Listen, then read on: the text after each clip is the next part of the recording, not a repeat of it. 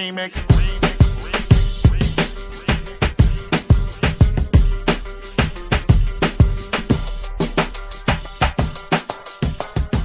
Remix. Remix. Remix.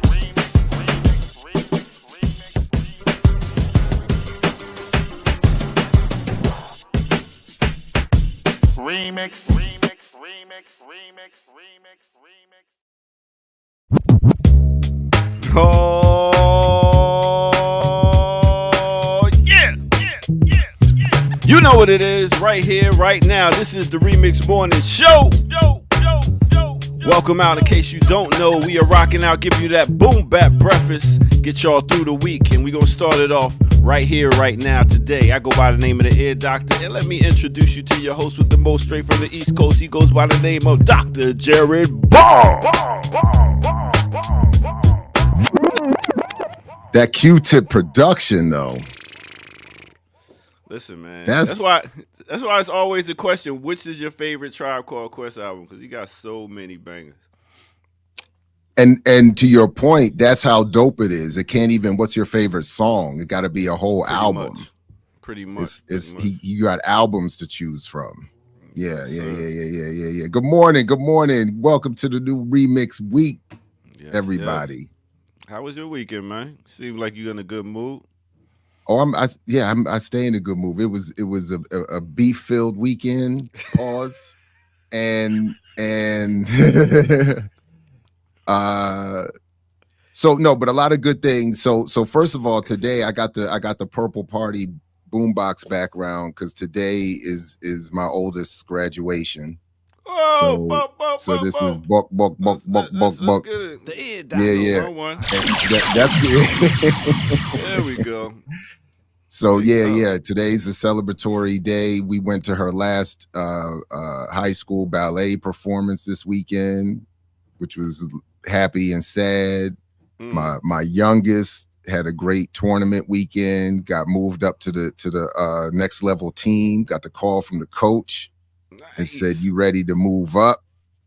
And so it's just been it's been great. And then, you know, some of the Twitter beefs, I won there too, so it's all good. I didn't even hear about the Twitter beefs. I don't even know. No, Twitter. It's not even that serious. I really need to stop, but it's the reverse hashtags. As soon as I do anything, you know, the Mark Lamont Hill interview that I did that talked about ADOS.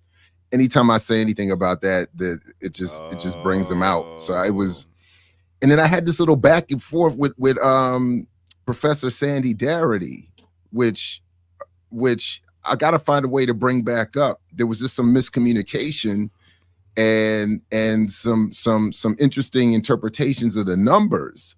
So it was in terms of how do you determine wealth? Do you use median or mean? And why was he making an argument for mean versus median? And why was and it was just why? So it was tomatoes, potatoes, Nah, it's differences. It actually has some, you know. So, but it was good. It's been good, and had a great show yesterday with Brother Omawale about Dwayne Omawale about Pan-Africanism and stuff. So I've had a good. Wait a minute, the Omawale that back in... Not that one. This is another one.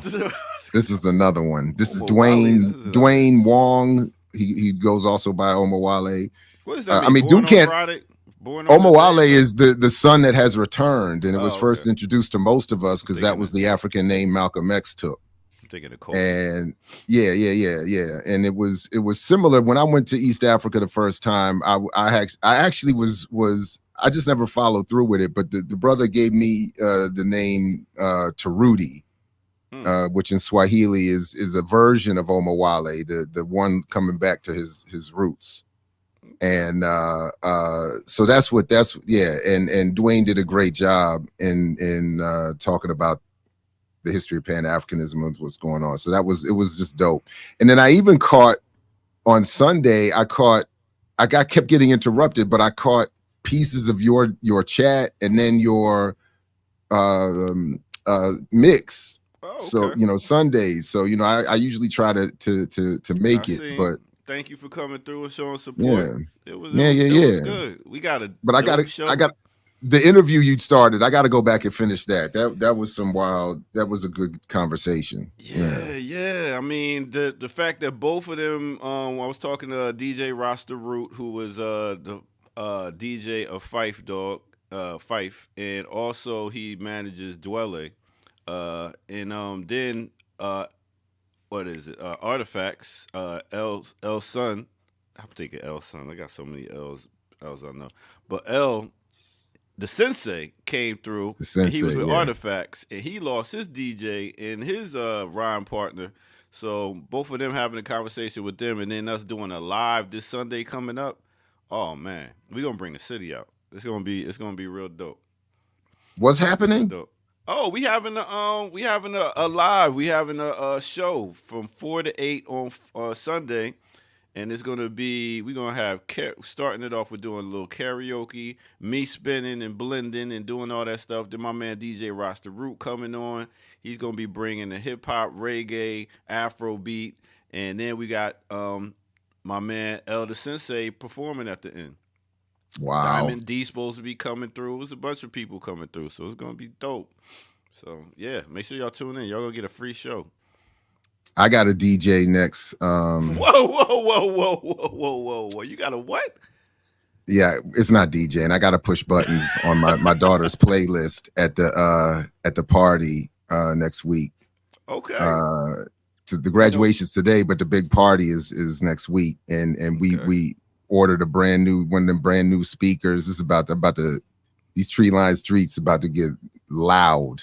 Okay, you gonna play Sexy Red? Get him sexy. It's gonna be sexy. It's gonna and then when I get about halfway through my Uncle Nearest, it's gonna be the go-go session, and and Pops is about to embarrass the family. It's about they about to be Once I get about halfway through the Uncle Nearest, it's gonna be the go-go.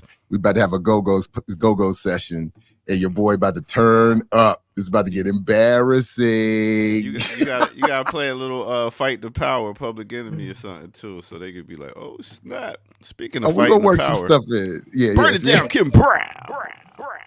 Yeah. Morning. It's morning. Morning.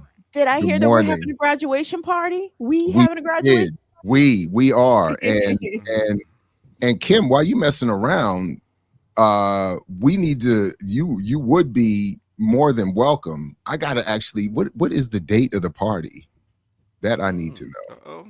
But you would be more than welcome. We could get like Kim through, you better get security. Shut up. Well, man. we definitely need security. We definitely need security. Not at the high school graduation party. Can be bringing a ruckus.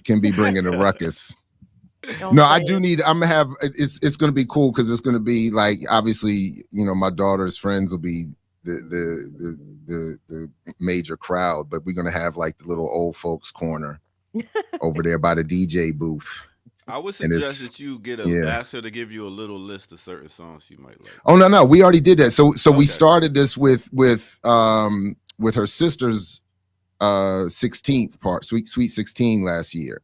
So we have a shared playlist and that they populate, and so I just work from that. So there's no, and then I here and there I work in a couple things for me and others. But if you need any help, just look at some of my old mixes. You know what I mean? Well, we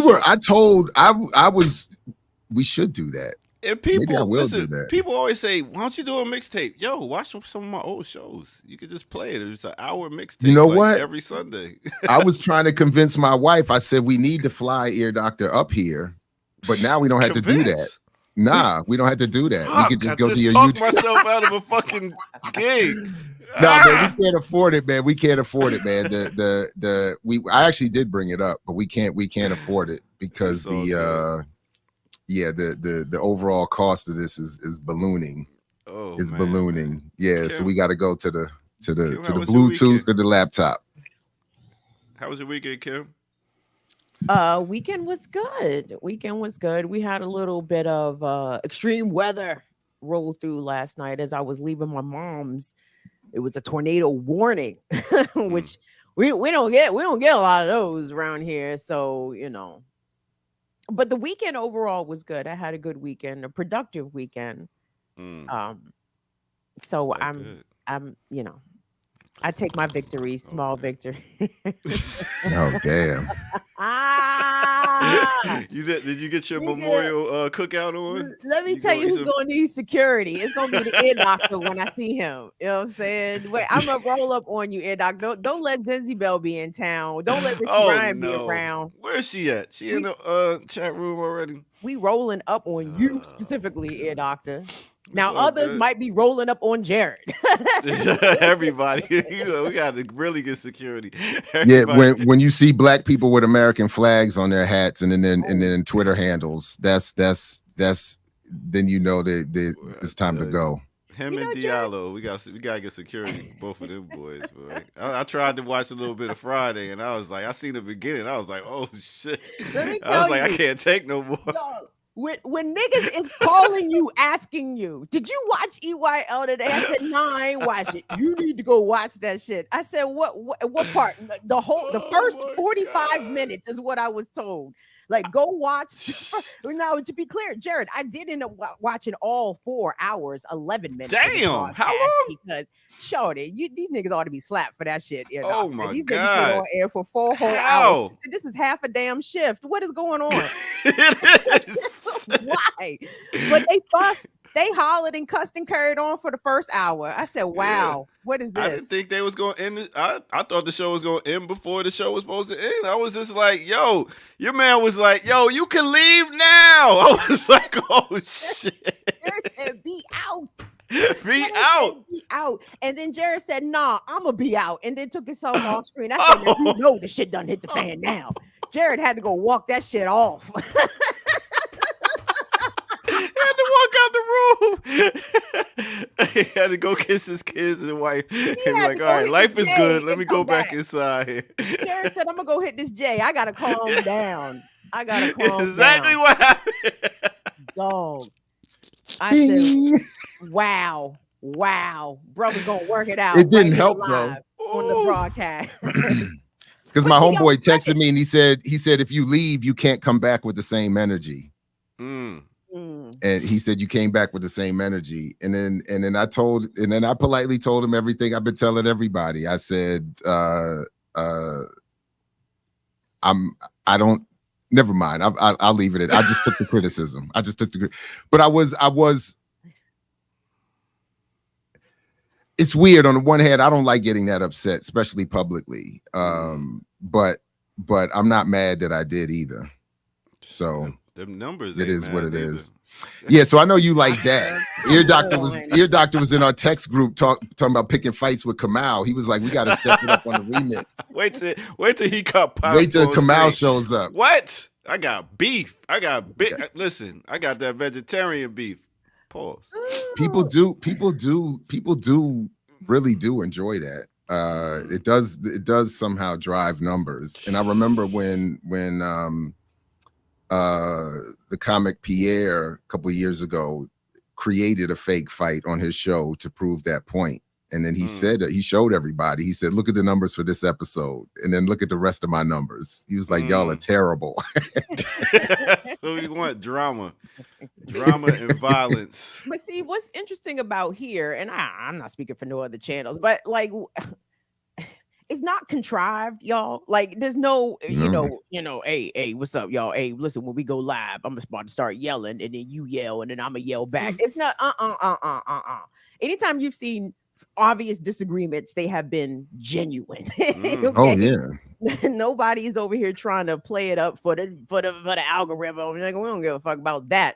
But unfortunately, sometimes these things do spill out, and for all to see. So if people tuned in for some mess, they definitely got a little mess. But I like it, man. I like I like the fact that we're being as real as we are, and we're right here live in front of all these people, and they get to see it. And at the end of the day, we still working on the liberation of our people. That's right. And So as far as this media project goes, I mean, y'all, the remixers, y'all seen what the fuck been going on here past few weeks. It's a growing it's a growing yeah. it's a process. We are regular fucking people. Nobody's perfect. Ain't nobody, walking on water around here. Like, we got to work this out like humans. And sometimes that shit is it's not cute. It's not pretty. It's not always nice. It's not always filled with decorum. You know what I mean? Like, and we Gen X's out here, so niggas are gonna get cussed. You know what I'm saying? So the other thing is just a quick reminder that not everybody in the chat, despite appearances, is always right. Sometimes what? I don't know about that, Jared. Them really messed up. But real quick though, to that point, I did also talk about the weekend. I did get to hear also from Ashanti Alston. And only to say that we are also in conversation with others, elders and others, and I'll say that it was important. He felt it was important to remind us of the good work we've been doing, and he's deeply appreciative of the effort here.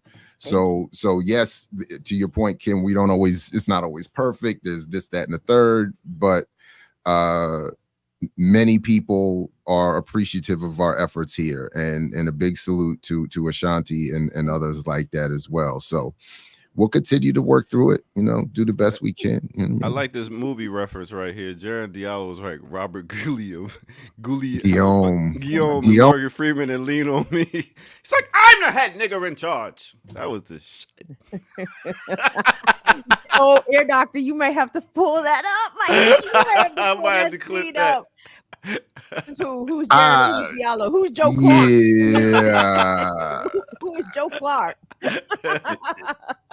Had to be Diallo. Yeah, I don't know. I don't know. Jared is Joe Clark. You will kowtow. You will. No, Robert Guillaume. I'll say I fucked that up. So Diallo's Joe Clark and Jared's Robert Guillaume. Yes. You will kowtow. You will. That's the way of the world. Regardless of what you think, this channel's mine. I'm the head nigger in charge.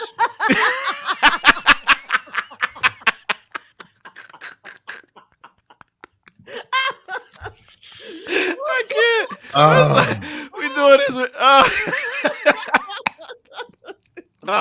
Oh, my bad. Terrible. My bad. Terrible. I just love. Yo, you know what I was thinking though? I was like, I could do all these other voices and mock other people's voices. As soon as I do another race, here they coming at me. As soon as I do an Asian, as soon as no, because that you should not be doing that. I should, because it is funny. Comedians don't get no love nowadays. It ain't even making fun. It's mocking other people's culture and talking about how they sound. It's words, it's sound. How would you feel if some Asian person got up and started I talking? would have no problem if they did it good. Lying. I am not lying. You're lying. Because what's her name? When I saw what's that famous comedian actress? The girl who did Crazy the Rich Asian Asians. woman? Yeah, that one. I don't like that. I don't like I don't like that. So in one of my favorite personal stories where I was wildly hated on by a liquor store owner, I can't even share because if I share it the way I need to share it, it will sound racist. But and in this Aquafina, that's her. Yeah. Thank you. Yeah, I don't like that. But I don't share the story publicly because I know how it sounds, even though I was in the right. Dude is crazy. And I don't, but so yeah, your doctor, you gotta, I don't know, man. I can do an old slave voice, say like, oh, that's good. I can do Squidward, SpongeBob. You know what I'm saying? I can mock different voices. No, you're conflating things, sir. I mean, you doing a cartoon character voice versus trying to emulate or imitate or mock the accent of a whole ass culture. No, you don't see the difference in that, sir. No, it sounds. It's being able to sit. Listen, sounds. Okay. Being me, the ear doctor, I'm able to listen to a sound and do it over. I'm able to do that. Like, hey, Peter. You know what I'm saying? I could do stuff like that, and it's the sound that I'm getting that I'm able to do. So when I hear somebody do another sound, and they say, no, You know what I'm saying? I'm just repeating the sound. Okay, so if you are remaking the accent of a character of a fictionalized, let's say, movie character, like I don't want you out here trying to sound like Jackie Chan, like when he's in a regular interview. But if you doing, war, yeah, what is it good for? I say good enough, and that's different because that's how he sang it, right? And it was a character in a movie. But I mean, we can't just be assuming other accents here from regular. No, I disagree. Y'all too sensitive. That's how I feel. No. All y'all out there, y'all too sensitive, man. Comedians can't even live no more. I'm sorry, no, because I don't want non-black people mocking black people. I don't dig it. I'm not here for it. So I will show the same respect and try. Well, no, white people's fair game. We can mock whites all day. I mean, they've earned it. But like everybody else, non-black, nah. You're prejudiced. I might be, but yeah. What? What? Duh. I might be. No, white folks, you can make fun of all the white folks. You make fun of the poor whites, rich whites, make fun of the whites across the spectrum. But no, everybody else that's marginalized, ear doctor, no. So every time when you be like, when some Puerto Rican or something, and mami, we don't say mami, sí, como estás? When you say that, that's not mocking. That's cool though, right? I mean, but aren't you speaking the language? Yeah, but I'm saying their language too, but I'm sounding like them. No, you ain't said a word of Korean in your life. What are you talking about? CC. That's Spanish, nigga. No, now CC is shishi. That's thank you in Chinese. Shay. No, Shay. Which is also not Korean, by the way. Listen, I need some more Asians to come through and to help me out, man. Hey, I think there are some Asians out here. Watch Black Power Media? Yeah, it wouldn't shock me because there's this one Asian sister who's on TikTok. This broad is brilliant. Her name is Alice Chen, and Alice Chen, part of her work is to debunk anti-blackness. You know what I'm saying? Anti-black attitudes, not only amongst Asians but amongst whites as well. And she's very versed in Black history. Like, yeah, trust me, we got some radical Asians out here that is with the shits. Trust me, they out here. Okay. First of all, Dylan Rodriguez is in the crew, so let's just clarify that. So not only do Asians watch, they're in the crew. So just putting that out there, and check out our recent discussion around Stop Asian Hate and the Zionist takeover of nonprofits. All right. Okay. There you go, ear doctor. We plug in for the numbers and everything. There it is. Put it to work. Yo, they had the Jazz Festival this weekend here in Atlanta. About 50,000 people came to the park and ended last night with Andre 3000. Did he really? Yeah. Did you see it? No, there's no way I was going out there. They see a singer play flute, 90-degree weather. You kidding me? Oh, wow. I wonder how it went. I've been listening to some old music. And Andre 3000 is following in a Black tradition of flute playing. You know what I'm saying? So I would have been really interested to hear him play his little gangster ghetto flute. That's what's up. Yeah, well, I've never been more with ear doctor in my life. I mean, you thinking about I gotta admit, walking, not travel, all carrying stuff. Wait, was he the headliner? Wait, hold on. Were you there? Nah, I went Saturday to just do my walk around and see people, and then I was out. I was not going there Sunday knowing that Andre 3000 was going to be there because it's going to be crazy. Too many people out. Interesting. I mean, you think all those people would have showed up just to see Andre play the flute? I mean, we're fans because of his raps. I mean, exactly. There's people coming out to see the flute playing. Put it like this. They're in denial, right? Yeah. Don't they expect him to bust something out at the end? I was hoping, bring somebody on stage, play the flute while Big Boy rhyme or something. What the fuck? No, you know what though? Somebody sent me. I don't even watch the show like that, but the Key and Peele episode where they do why Outcasts will never get back together. Have you ever seen that sketch? I think I remember that one. Where big boys they meet up, they run into each other at the coffee spot. Yeah. And Andre 3000 comes in. Oh, it is hilarious. I was in tears watching that joint. And I was like, I feel like it's probably accurate. Big Boy's like, come on, man. Damn, my man said. My Come on, right man, here, with the suits and the outfits and the flute. Come on, man. my man said I'm doing a minstrel show. God damn, big up to Yikes. Little Brothers. You know what I'm saying? Big up to Little Brothers in the minstrel show album. Oh, finally, Epic's took the caps off. Epic's been in there with the all caps yelling in the chat this morning. I need less anonymity. If you're gonna be in all caps, I need some ID. Damn. Who's all this yelling? Yeah, but it was a good weekend. Good weekend. All right, I guess we could go ahead and wait. Before we shift, I want to remind people of a couple things and update us all on the poll about the name change. Yes, please. I don't know if folks have been paying attention. We put out in several spaces. So I have some stuff up here. So we put it out on the community page here. What should the new name be?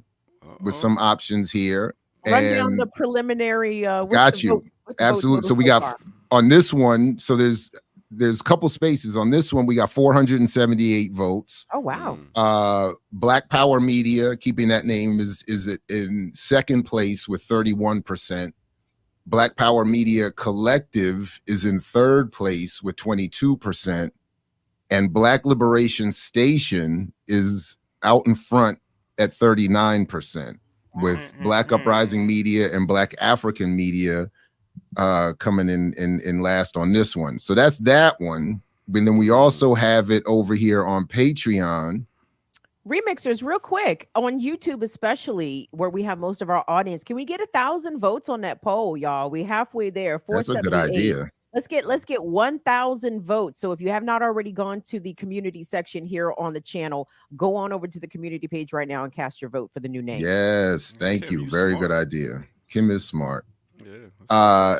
At the Patreon version, we have 182 votes, with Black Liberation Station out in front at 38%, Black Power Media at 21%, and Black Power Media Collective is in second at 23%. With nods to Pro-Black Media, Tip of the Spear Media, and Black Uprising Media. And then one more. God damn. Well, I put the link on my Instagram to Patreon, and I just wanted to go through some of the commentary, because we also get comments from people who are not actually, who are going beyond casting the vote.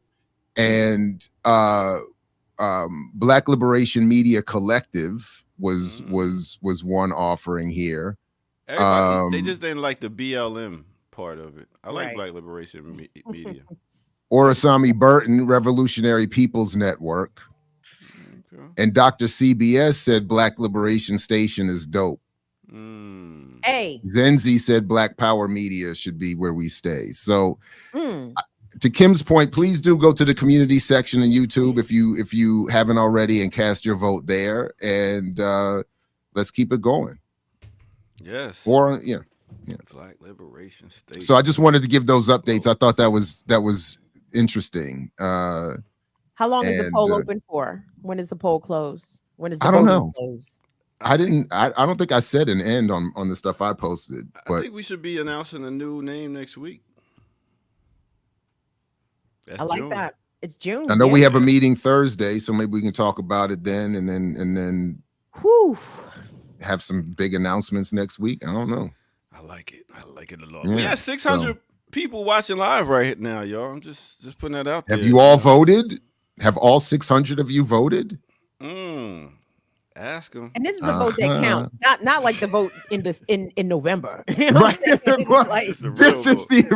That's how we should have done it for real. The real election 2024. Yes, that'd have been it. Where your vote actually means something. Yeah. Not the lesser of evil. No lessers of evils here. Nobody, you're not going to vote for somebody that's going to turn around and drop bombs on children. None of that. No. While telling you to not vote for the fascists. There's none of that. Wow. Yeah, that's what we doing. I guess Kamau ain't get no text. I guess he's not showing up today. Drop the kids off is not. I guess when you all right. We got the crew right big here. Dog, so you just show up when you want. I'm saying. I'm the head nigger in charge. Yeah, Right, that's down. There we go. Now, He's a now rapper. it has all been revealed. Robert Guillaume. Shout out to Benson. Benson ass niggas. Yo, all right. We're going to go ahead and take a quick break, and we're going to come back right here on No Other Than the Remix Morning Show.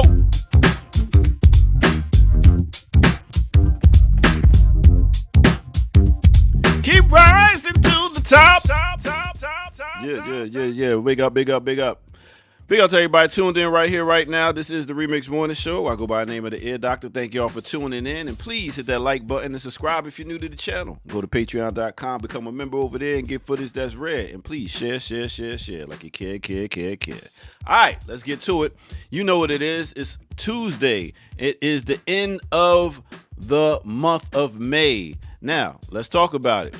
How is this weather looking? Let me see. I still did not get well, I'm outside anyway. All right, I got to get my map back. But let me tell you about the weather. First, let's start off in the ATL. We got a high of 84 degrees. So wear your, wear an umbrella. All right, and next, let's take it to DC. DC, they got a high today also. 82 degrees. It's going to be mad hot. But we shifting to the Midwest. Let's go to Chicago. They got a high today of only 65 degrees. It's going to be a little bit of clouds and stuff. Next, let's take it where it's hotter. Houston area is a high of 89 degrees. And the West Coast, where you want to get a little cooled off and be by the ocean breeze, let's go to Los Angeles. They got a high of 72 degrees. And if you're thinking about vacationing and you want to eat some flying fish, go to Barbados. They got a high of 88 degrees. And last but not least, hot as a mug, Aswan, Egypt. They have a high today of 114 degrees. Good Lord, it's hot over there. All right, and I'll tell you what else is pretty hot. This interview on Night School with Mark Lamont Hill and Dr. Jared Ball teaching us how to advertise the Remix Morning Show. Let's check this out. We're going to make that happen. Where can people catch you every day, though? Because I want people to know all your platforms. At I Mix What I Like for all this social media, imixwhatilike.org, as it's still currently named, at least at the moment, Black Power Media on YouTube. And yeah, I'm not hard to find. And I appreciate that. And you've just made a very compelling argument. I'm still listening for the Remix Morning Show. Maybe my sound went out. Did your sound go out? I didn't hear the Remix Morning Show. Maybe, I don't know. Let's find out. Let's go and see what happened there when it came to mentioning the Remix Morning Show. On the Remix Morning Show.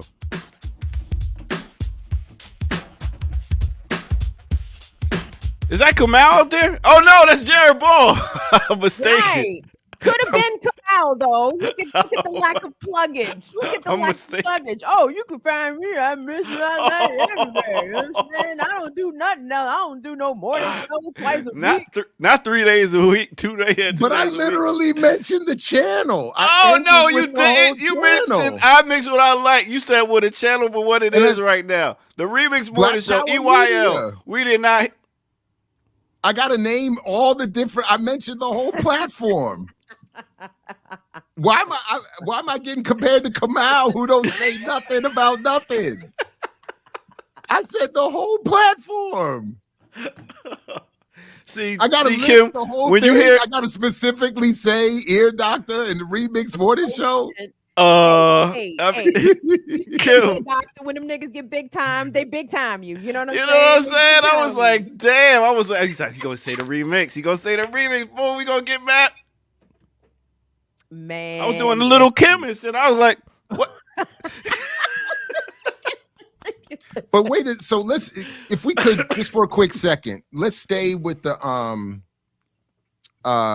criticism for a second, because before the show, Kim, you had a sound critique of my inability to succinctly define the $1.8 trillion buying power problem.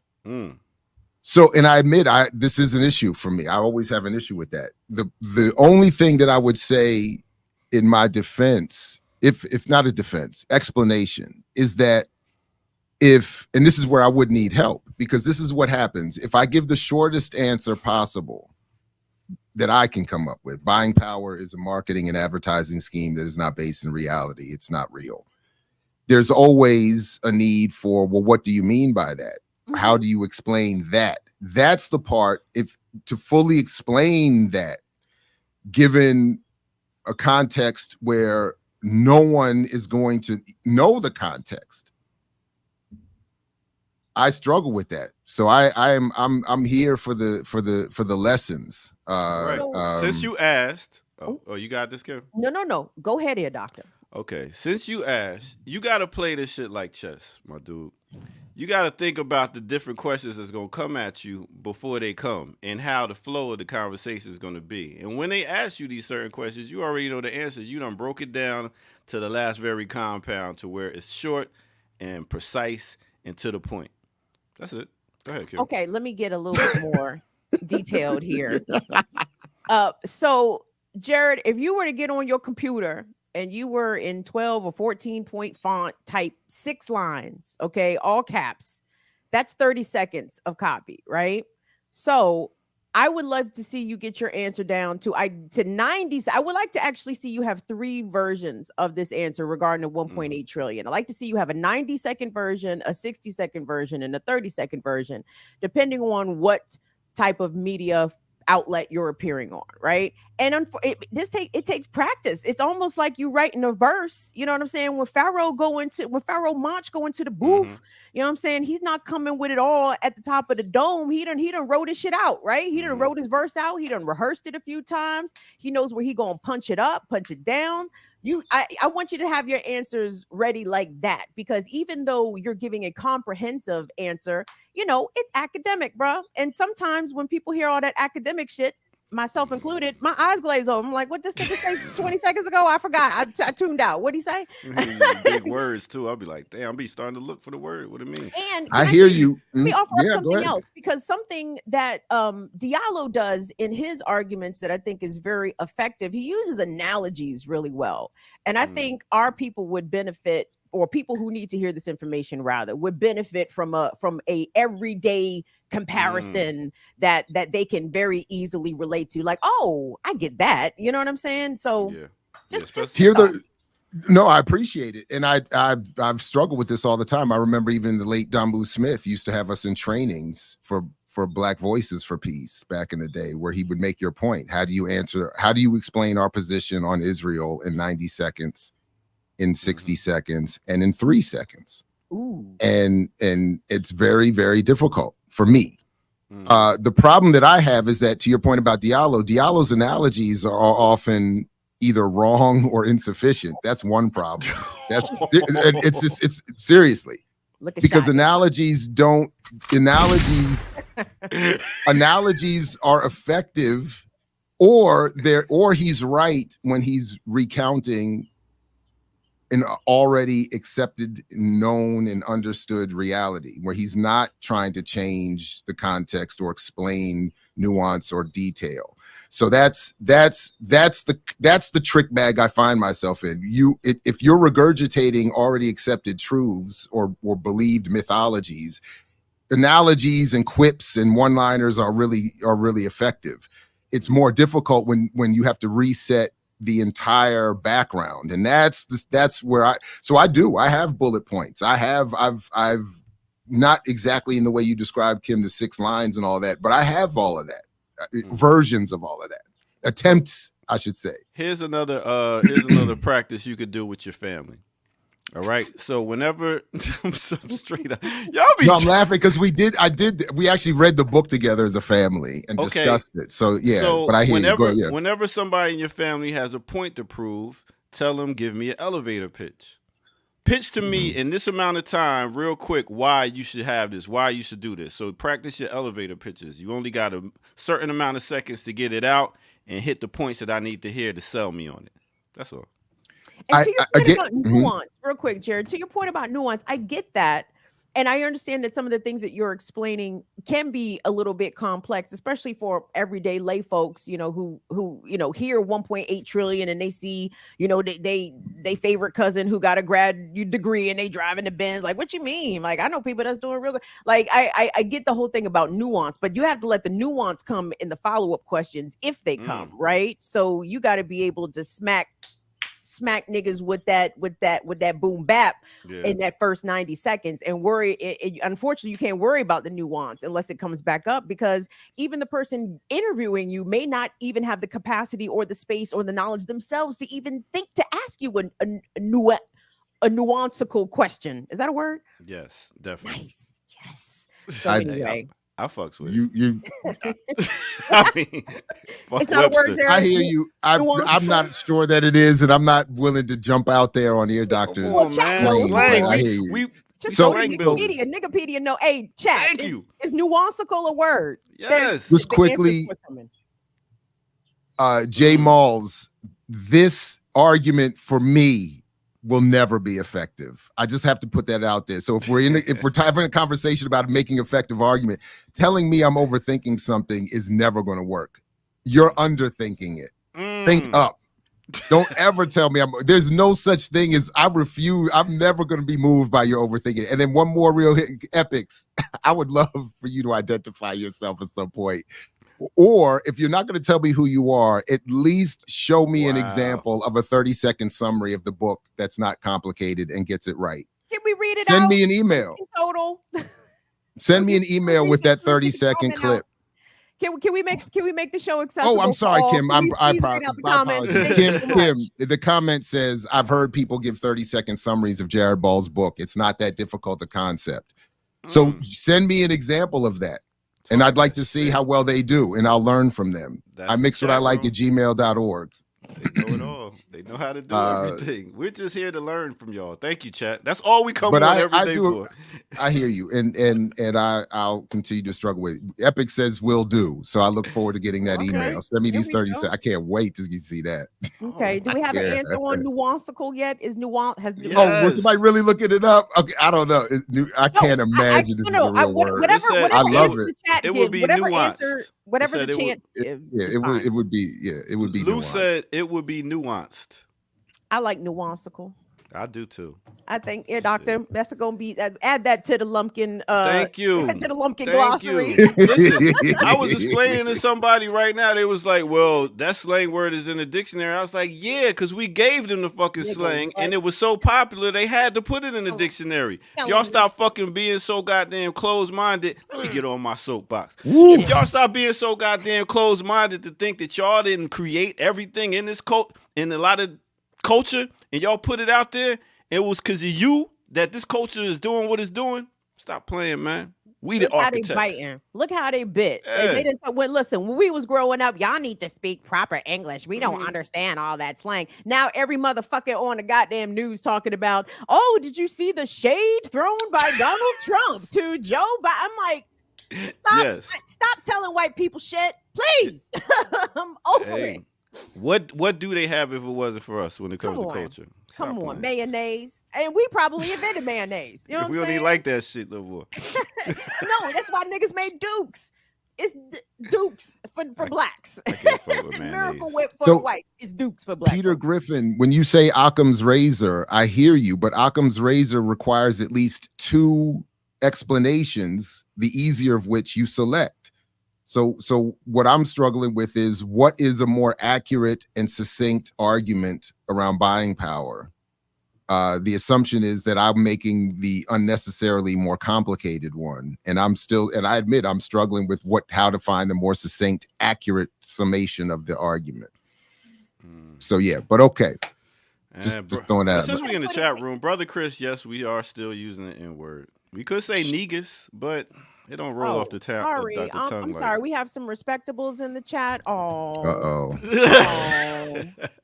oh, it's the language too rough. You know, we not niggas. Oh, okay. We not. So sorry. I guess it's time for a break. We done stood on our soapboxes this morning and got it out. It feels like it's almost time to log off. Like that's damn, it's 8:45 already. Time flies in the morning show. The 6 693 people watching live right now. I guess we go take a quick. Did we just take a break?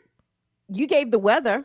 I did. We did take a break. Damn. We were supposed to slap the map or do or okay. put whatever. What is the new whatever we're doing right now? It's We just need a new map. Let's get the map back. So I'm gonna start looking for a map graphic because I don't want to leave.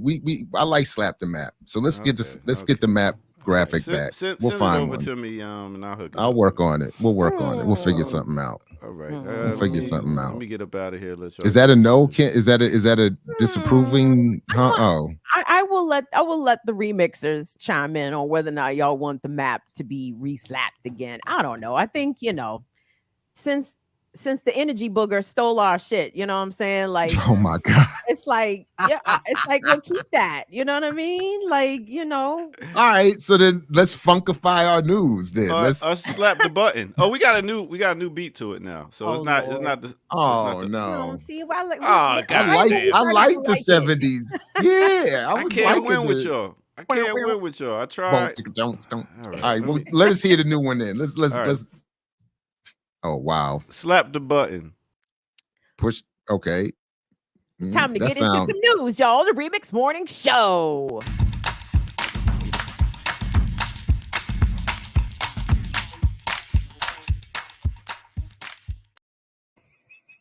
Sad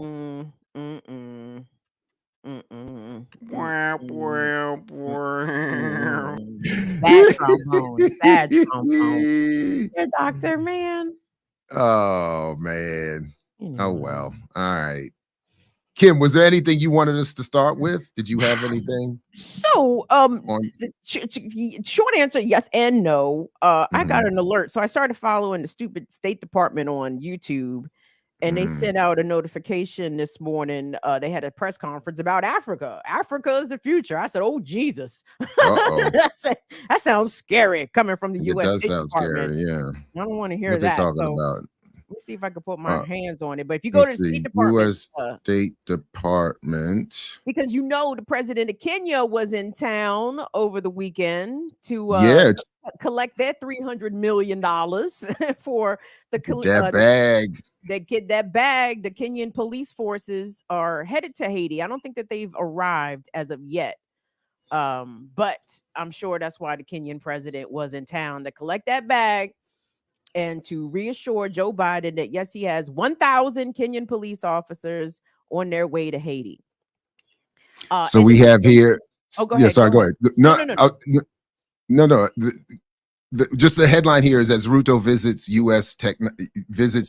technology partnership shines. This is from the U.S. State Department press. And then we have a picture here of First Lady Joe Biden greets Kenya's President William Ruto and First Lady Rachel Ruto as they arrive at Andrews Air Force Base in Maryland, May 22nd, for a state visit to the United States. The future is here, Kenyan President William Ruto told Harvard Business School students May 14th.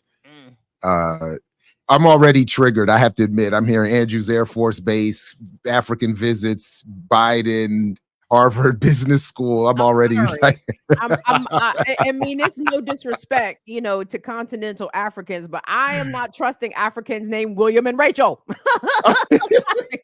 I'm not trusting Kenyan William and Kenyan Rachel. Oh, wow. Names is not Africana enough. Yeah. Hey, we all under that Western British English influence. That's why I keep saying, I keep telling my students, Kenya is no more authentically African than East Baltimore. I'm trying to tell you, it's not. But okay, So yeah, we're going to get a whole bunch of Williams and Rachels coming over here to meet with Jill and Joe and Meg Whitman, U.S. ambassador to Kenya. Meg Whitman is the U.S. ambassador to Kenya? Oh, wow. I'm definitely late on that.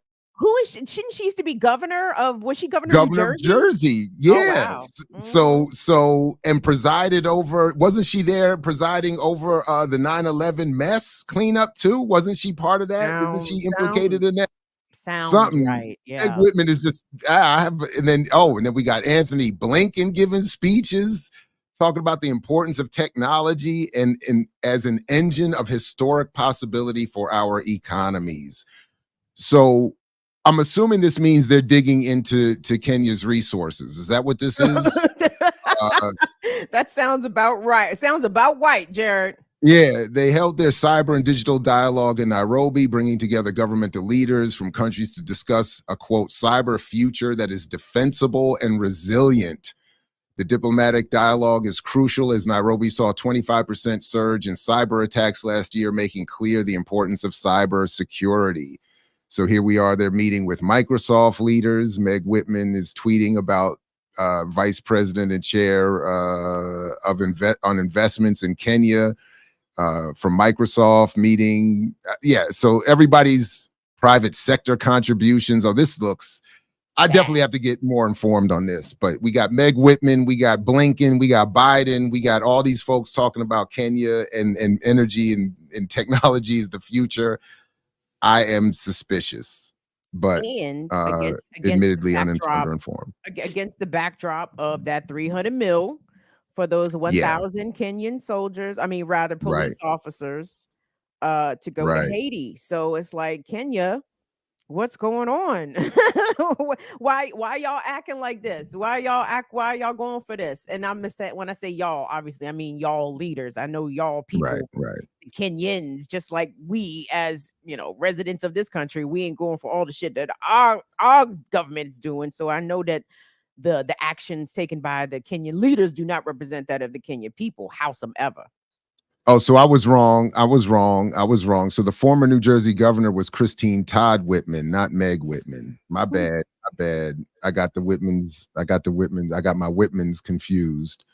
So let me just run on over here to Wikipedia and get myself, because that's where all the smart ones go first. So Meg, or Margaret Cushing Whitman, is an American business executive. Oh, that's where I remember her name. Hewlett Packard. She had been the CEO of Hewlett Packard Enterprise. Okay. A member of the Republican Party, and she formerly ran for governor of California. She was a senior presidential campaign official for Mitt Romney in both 2008 and 2012. And then she supported Hillary Clinton and Joe Biden in 2016. So, all right. Whitman was an executive at Walt Disney, DreamWorks, Procter & Gamble, and Hasbro, and was named as Forbes in 2014, Forbes list of the 100 most powerful women in the world. So my apologies to the Whitmans and the confusion. Thank you to the chat for the clarification. Told you, Wikipedia undefeated. I know they stay undefeated. Marvin Walker was on it, and Bakra Maat was on top of it. So thank you both for that. Appreciate that. Maat, yeah. You got the Maat part. Yeah, I appreciate you chiming in at the tail end of that long and more complicated name. But I appreciate your help there, Ear Doctor, of course. And again, shout out to the undefeated chat. Okay, so I wasn't far off though. There was a negative association to be found in there somewhere. My spidey sense was right on that, but we got to be more accurate. So sure, right on. Kim, anything else on your mind, or because shout out to, I wanted to find the press conference and I don't see it. The State Department. Yeah, because it was right there in my notifications.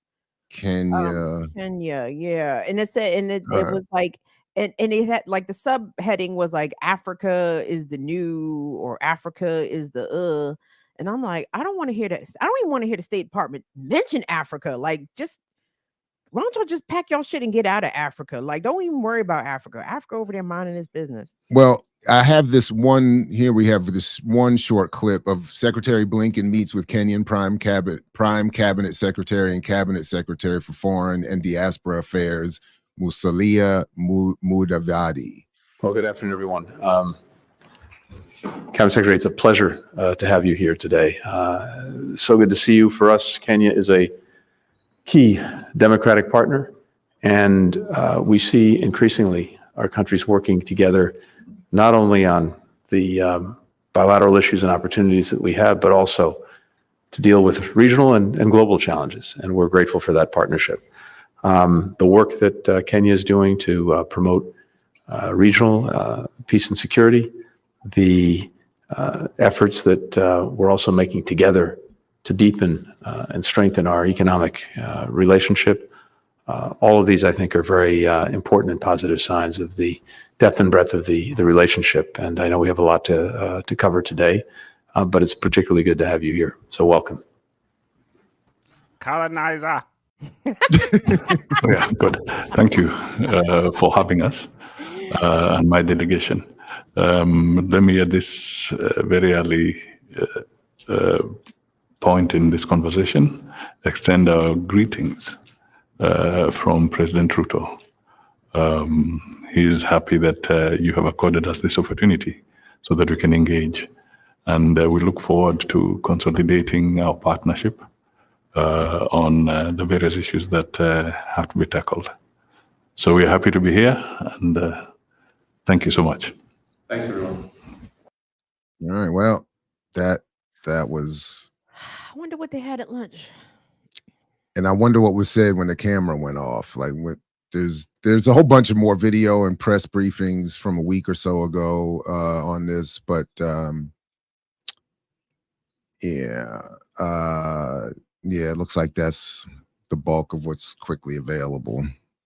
So, but we'll definitely stay tuned. If you find what you're looking for, definitely let us know. I'm gonna quickly look at the run sheet to see is it by luck that Erica already had something there, and it doesn't look like it. So what I will do, move to this. Yeah, you want to take it a break? Are we taking a break? That way you can just pull up, without doing it live.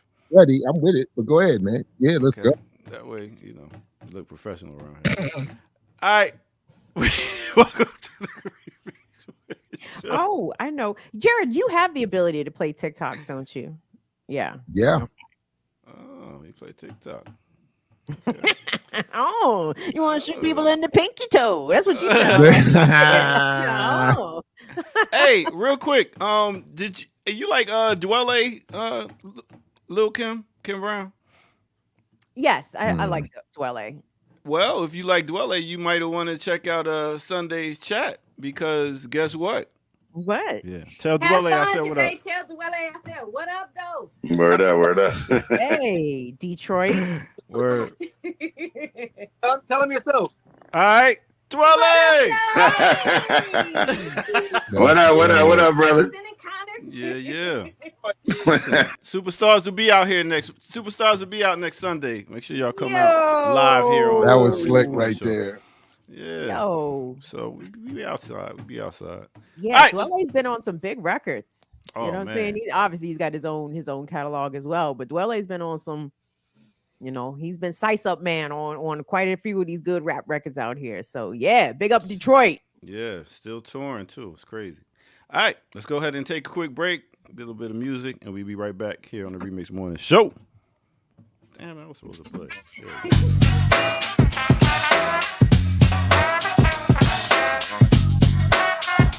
Let's go with a remix right here on the Remix Morning Show, y'all, in case y'all didn't know. As we bug out and do it up for you and yours like this.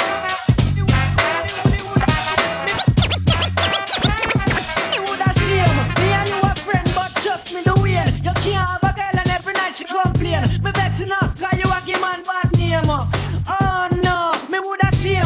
Me and you a friend, but trust me the way. You can't have a girl and every night she complain. Me better now, cause you a give man bad name. Oh no, your girl tell me say you can't even spend 5 minutes, and she tell me say she better call your watch list, and she tell me say a whole heap of time you flop, and you find excuse but muscle contract. She tell me say you're weak and related to sleep, and when she want to eat you a bite off the sheet. Marathon for run, she get hot like the sun and ready for your fun, but you pop off and done. Oh no, Yeah. Let me take y'all to a place in time.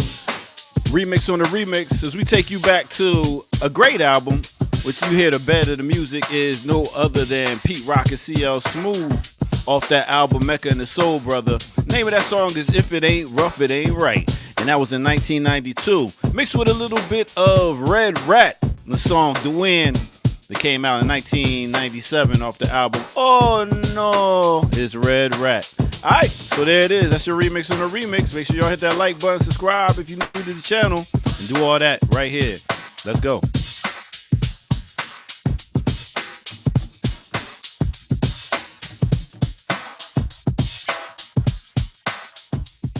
Yeah.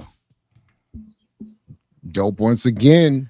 Listen, I tell you what, a lot of people need to go back and examine that Pete Rock CL Smooth album right there, because that one right there really put him on the map. We talk about banger after banger. It had Heavy D on there. It had Brand Nubians on there. It had a bunch of people on there, and the production was thorough. So yeah, check that one out. Of course. Yeah, right on.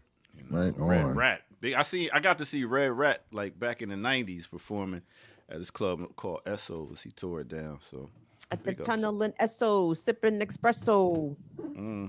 Yep, that's what it is. That's Man, New York, y'all had it, man. Y'all did. This was down in Atlanta. Oh, I thought the Essos was in New York. Well, they got Essos down here too. Yeah. So. Talk about the one that Lil Kim was rapping about. She wasn't rapping about no shit in Atlanta. Nah, only Freaknik. If you want a cheap trick, you gotta go down to Freaknik. Oh shit! All right, we out of here. I mean, that's what Little Kim said. I know. Little Kim. That's exactly what she said. Yep. All right. Well, thank you, Ear Doctor, for sure. What should we do, Kim? What's up? Well, I'm lacking in substance, even though in something anyway. You know, your man Diddy got two more lawsuits against him, right? I did not know that. Let's see. You got something? No. All right, I just know things.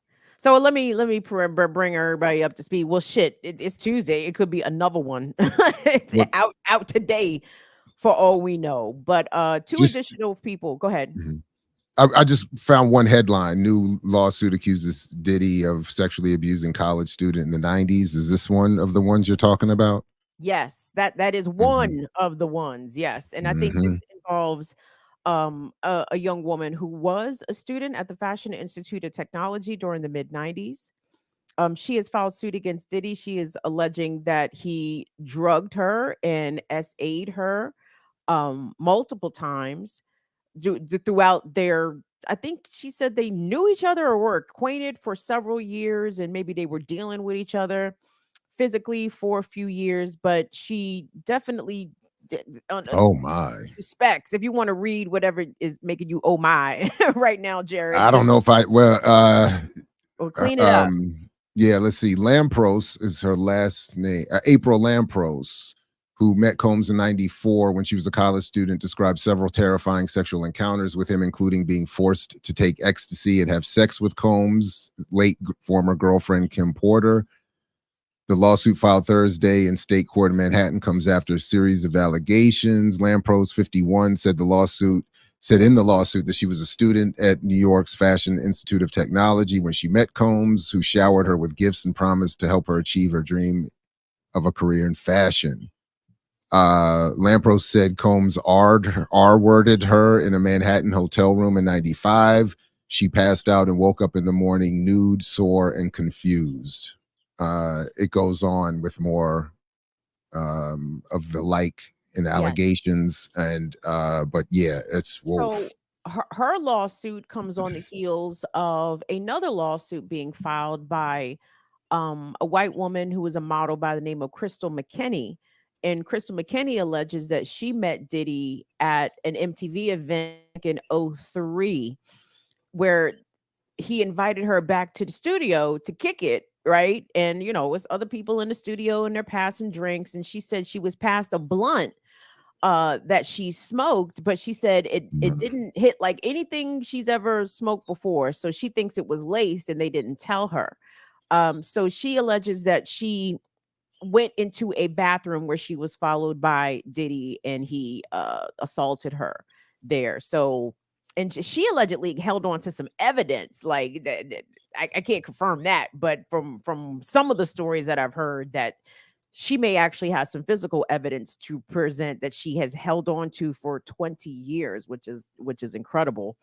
So, you know, the hits keep coming for Diddy. and others. I hope Diddy's not the only one on this list.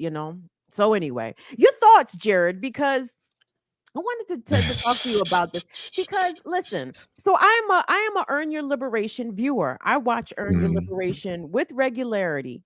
And sometimes when stories like this, not necessarily specific to Diddy, but when there are stories of men behaving badly towards women, I see y'all kind of struggle with it a little bit to talk about it beyond, that's bad or that's terrible or that should not have happened. And that's usually kind of where y'all leave it. And I because of what you all are capable of, I would like a little bit more analysis or thoughts, reflection about these stories when they come up, especially from men. Because I mean, I know what me as a woman and what other women think, and not to say that y'all agree with. I know y'all don't agree with it, but beyond disagreeing with it, I would like to hear more from men when these stories come up. I hear you. I don't.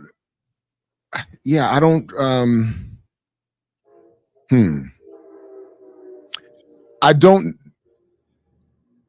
Yeah, that's a good. I don't know what more. I'm not sure. So on the one hand, I'm trying to think about EYL, and I'm thinking in the context of that show and how things go, and the levels of analysis we often bring to what we talk about. I'd have to be more clear about what the differences are. So now, one thing that I know we don't do, and I haven't done, is, for instance, couch those conversations in research and data, like we sometimes do with other topics. So,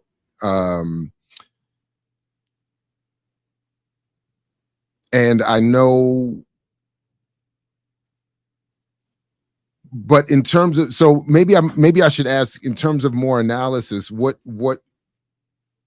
is there something that is there an example, for instance, of another space that does it better, or it does it the way you would like to see it done, or conversations among men taking place? I got an example. Wait, what'd you say, God? What? I got an example. I'm on screen. If you go back to Thursday's Remix Morning Show, we covered all that. But I'm suspecting that Kim would feel that level of analysis didn't reach what she's talking about either. I don't feel like we did anything differently then that we do on EYL. But yeah, go ahead. Kim. So to me, generally, not specific to this platform or to EYL or anything, generally, there's not enough pushback. Let me say about manosphere and manospheric topics, right? That's why the manosphere and those conversations are allowed to dominate, because they don't have a lot of pushback. You guys have pushed back somewhat on EYL in some instances, and I appreciated that. I would like to see a consistent pushback against the shit in the manosphere. Like this week in the manosphere topics is, these single mothers, these single mothers can't raise these boys. That's why the boys like that right now, because single mothers, right? So I would like to hear responses back as these manospheric, misogynistic topics come up. But when we talk about issues specifically about, sexual assault and domestic violence, like I would appreciate, even if brothers are not drawing on their personal actual experiences, like if you have no experience drugging anybody into whatever, but I would like to hear people talk about, especially at our ages, 40s, 50s, we know people that's happened to, or if we're honest, we know people that have done that to other people. You know what I'm saying? And to be clear, and get back to the Diddy thing in this specific instance, the issue of drugging women for sexual assault, that is something that even predates our generation. That's what Pill Bill was doing. That's our mamas and daddies in them, right? So this is obviously an ongoing societal saga in which some feel entitled to drug persons into unconsciousness in order to violate them, right? So now that we are the third generation, at least, and the fourth, depending on kids after us, fifth and sixth generations into this, why aren't we discussing this more, even in the context of our own experiences or secondhand experiences that have happened to people that we know? I just feel like back to the Diddy, it's like, oh, well, Diddy, how could he do that? That's so terrible. But it's like, hello. There are actual regular terrible ass folks out here doing this exact same thing. And I think we are disingenuous when we act like, or we pretend, or we can't recall, or I just don't like the whole, well, that's them niggas out there on an island. I don't know them niggas. But maybe when you were 20, you knew them niggas. You know what I'm saying? You may not know them now. But am I making sense here, fellas? It makes sense to me. And in fact, somebody, so Ray Marshall just so FD Signifier just put out a new video about the new updated Kevin Samuels, and I have it in my watch later list. I haven't seen it yet.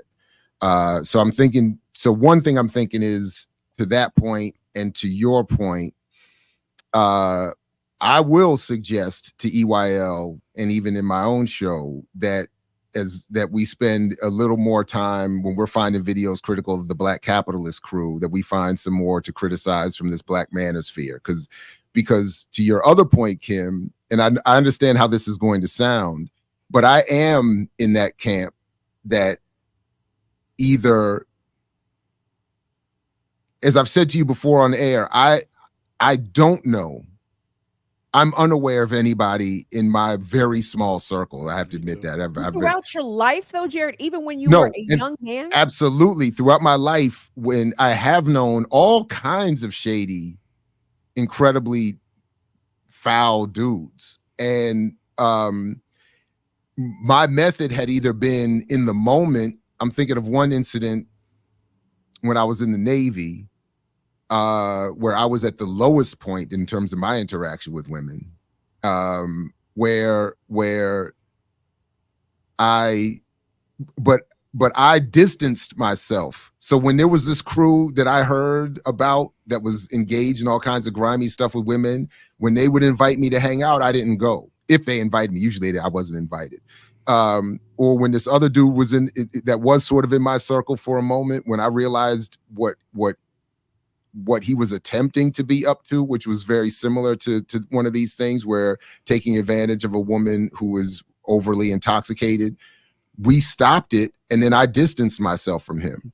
Okay, So wait, hold on. So those are the threads that I want you to pull on. I want you to pull on those threads because you do have experience with those dudes. I'm not saying these dudes was your best friends, cousins, or your close, familial relative, but you do have experience with that. So I want you to pull on that. What were those dudes who were grimy, who you didn't fuck with? What were they doing? What did you hear about them doing? What did it get back to you that they did? Your friend that you had to pull, you just said you had to pull a woman out of a situation like that. I want to hear about that. Like, what even spurred you to take action, to intercede? Because trust me, a lot of dudes would not have interceded. Okay. Like, so what made you not only say something, but do something? So that's the shit I want you to pull on. I don't expect at your age, at your station, God, I hope to God you're not running with no niggas like that. But Jared, I know the numbers. And I know the Gen X niggas that I came up with, even if they wasn't my friends. I'm talking about even my attackers. You understand? So I know secondhand, third hand, of them. If you don't know them personally, you know of them or have known of them. Certainly have known for sure. So that's what I hold on, because guess what? The stuff that you're talking about that you experienced and you had to deal, these men at 20, at 25, at 30, the same, it's still happening. You know what I mean? Like like the same 20, 25, 30-year-olds are still doing the same shit 20 years later. so this is why this thing still, because it didn't end once we grew up. You feel me? Like young women are still experiencing these exact same things that my mama's generation experienced. And this is why I want these conversations to be drawn out more, because it's systemic at this point. You know what I mean? And we're not getting into it enough. And let me say this real quick, not to you, not that you're doctor.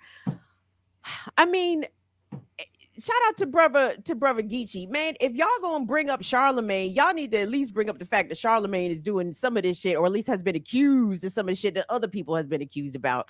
When these niggas play 5 clips of Charlemagne on Friday, I said, Jesus God, somebody please help me.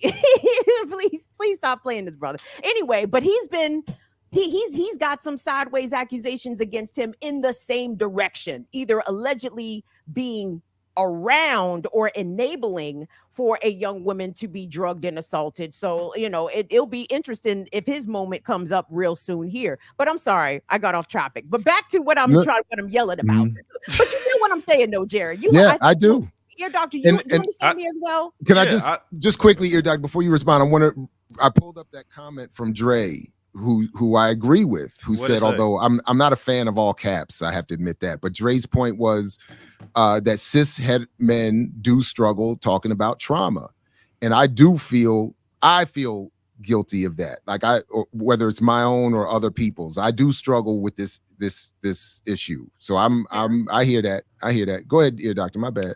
I was just gonna say, I think that with this whole Diddy situation, it's a topic now that we could really discuss, because how culture is changing constantly and people are actually calling out people now more than they did, and how in culture it was expected in the record industry and the entertainment business that different things would happen. It was like, and you would be like, oh, that just happens in that industry. But now the fact that people are going to get locked up are going to, it's a topic now that I can like bring to the black man's lab and be like even talking about what do you guys do when they got blue balls? You know what I'm saying? Just how do you react towards these situations and not allow yourself to wild out, get mad at a person? More.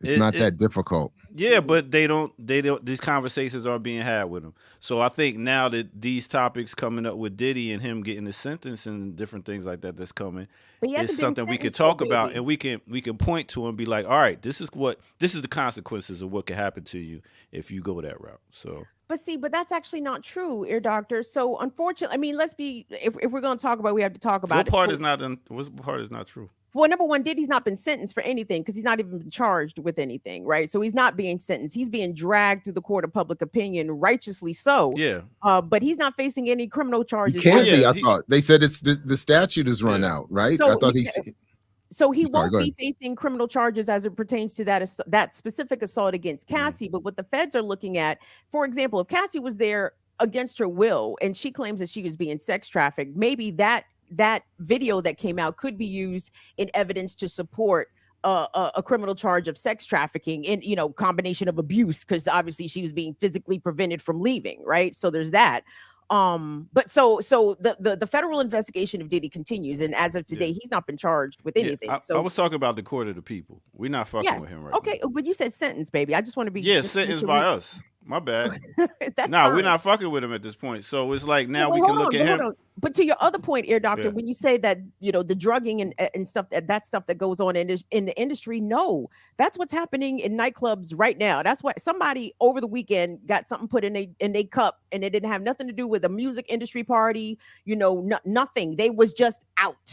You know what I'm saying? They was just out, and that's what I want us to talk about. Like, it's cool, not cool, rather. But I understand how the broader topic of Diddy sort of brings the conversation in, but let us make it known that it is regular dudes putting drugs in regular women's drinks and doing things to them after the fact. And now we are decades into this practice, maybe centuries, depending on how broad you want to zoom out. But if we zoom in on, since we've been on the planet and since our parents have been on the planet, this is something that happens. And the fact that it continues to happen is what bugs me. You know what I mean? And it doesn't get a lot of pushback because brothers feel as though that's not me, or that's not my friends, or that's not my associates, then that's not something that's worthy of discussion. And I disagree.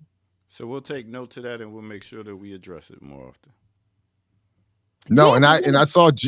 Go ahead. Sorry, go ahead. No. Go ahead, Jared. I saw Josh's comment. I'm behind, but I agree that anti-Manosphere segments focusing on countering patriarchal propaganda would be good for EYL. I feel like the show's core idea is an anti-Manosphere financial literacy. I like that. I'm with that. I think we could, and I just already gynocentric. You exactly. You're at a good jumping off point. You know what I'm saying? Because y'all are not the bitches ain't shit but hoes and tricks. That's not y'all at all. You know what I mean? Y'all value bitches. You know what I'm saying? So wow. Whoa. There's the tagline. There's the new tagline where we value bitches.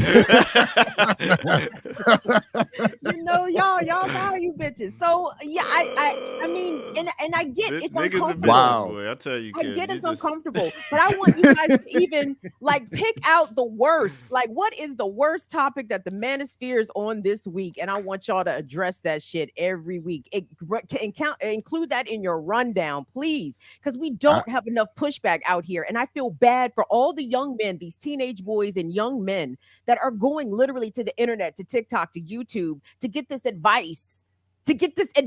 About how to deal with girls, how to deal with women, how to be a man. And they're not getting the counter. They're getting all this Dr. Umar hypomachismo, you know what I'm saying? You're getting all this shit. It's Kevin Samuel shit. Where's the counter to that shit, y'all? I had another round of the difficult conversations with my oldest, who's about to be in the dorms first year in the fall. And that was actually one of the points I raised with her, that these dudes that you're going to be running into, they're learning from TikTok and YouTube and movies and music videos. They don't know what they're doing. And long story short, you need to have a strategy. You need to have a plan, because you cannot leave it to these fools, and they will lie. And that was the other point. They're going to lie about all types of stuff. Oh, yeah. So, but yeah. So I'm with you on that. I'm all right. So I got notes. I'm in the EYL run sheet as we speak, making a note about the Manosphere. Challenge. You know, so, you know, let's, I like it. I'm with it. All right. I'm with it. You good, Kim? I'm good. No, I'm good. Because here's the thing, y'all. This is why I'm not angry, upset, hyper, or whatever, because I know y'all are capable of it. You know what I'm saying? I know ain't shit niggas and not ain't shit niggas. Y'all is not ain't shit niggas. Okay, y'all not. I don't believe that at all. Neither one of you, and throw Kamal in there too. I know Kamal is not an ain't shit nigga. I know that's a double negative, but you all understand what I'm saying. So I know what y'all are capable of, but I know that patriarchy be still smacking y'all upside the head. You know what I'm saying? Like, so I just want y'all to be aware of that, but understanding that we need good brothers' voices out here. I appreciate the work that you do in the Black Man Lab, Ear Doctor. I want to hear that broadcast for thousands, you know what I mean? Because lots of people need to hear those messages. And even beyond providing a safe space for men to be able to share their feelings and be vulnerable, which I do think is important. But, you know, those beyond conversations aren't happening, because guess what? There is many... a dude who tried to choke me out. This nigga had the audacity to break down crying in front of me, right? So just because a nigga is crying don't make him a good nigga. You understand? Like, so that's fine if we have brothers come in there breaking down and be vulnerable, but you still don't know what kind of men they are when they go home, and what kind of men they are to their partners and to their children, etc. So, you know, even beyond creating a safe space for them to share their feelings, we have to talk about, what do you do when you get angry? What do you do when you get horny? What do you do when you get rejected? What do you do when you get humiliated? Like, these are valuable conversations that brothers need to have with each other first, and especially with the younger ones, so they don't grow up to be little monsters. Did I ever tell y'all the girl tried to choke me out when I broke up with her?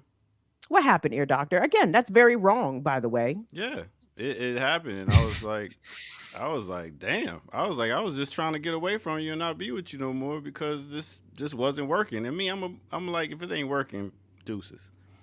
And I guess she wanted it to continue to go, and I was just like, nah, I'm good. So was that the first time she had attacked you or been physically with you? Yeah, actually. And I was just like, whoa. I was like, whoa. I pulled her hands off around my neck, and I was like, God damn.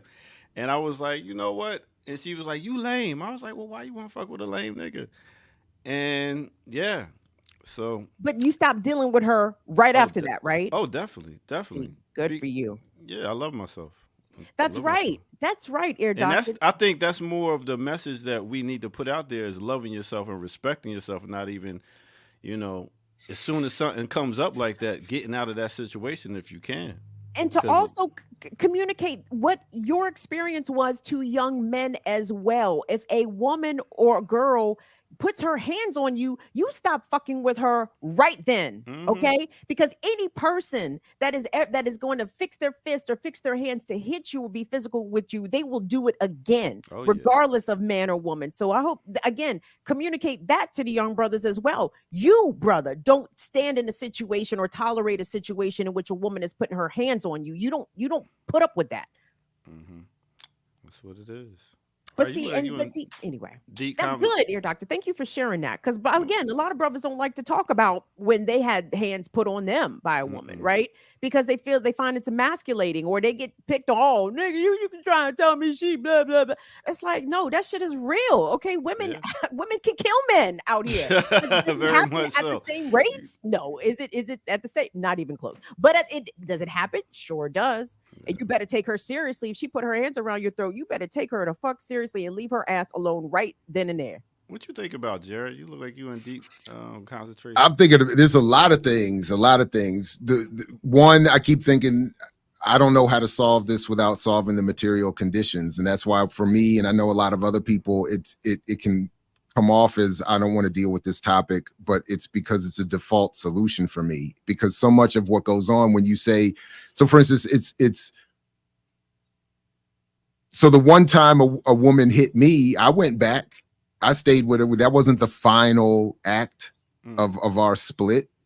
But there's so many other things that go into it. I'm even thinking of the more common or more, evidenced practice of men abusing women. A lot of the reasons they stay there's economic reasons. There are social reasons, religious reasons. It's so much more complicated than just you should love yourself more and leave, which is why I keep thinking of with everything. I always go back to we need structural solutions and can't keep leaving everything to individual choices because we're not strong enough as human beings. So that's one thing I was thinking.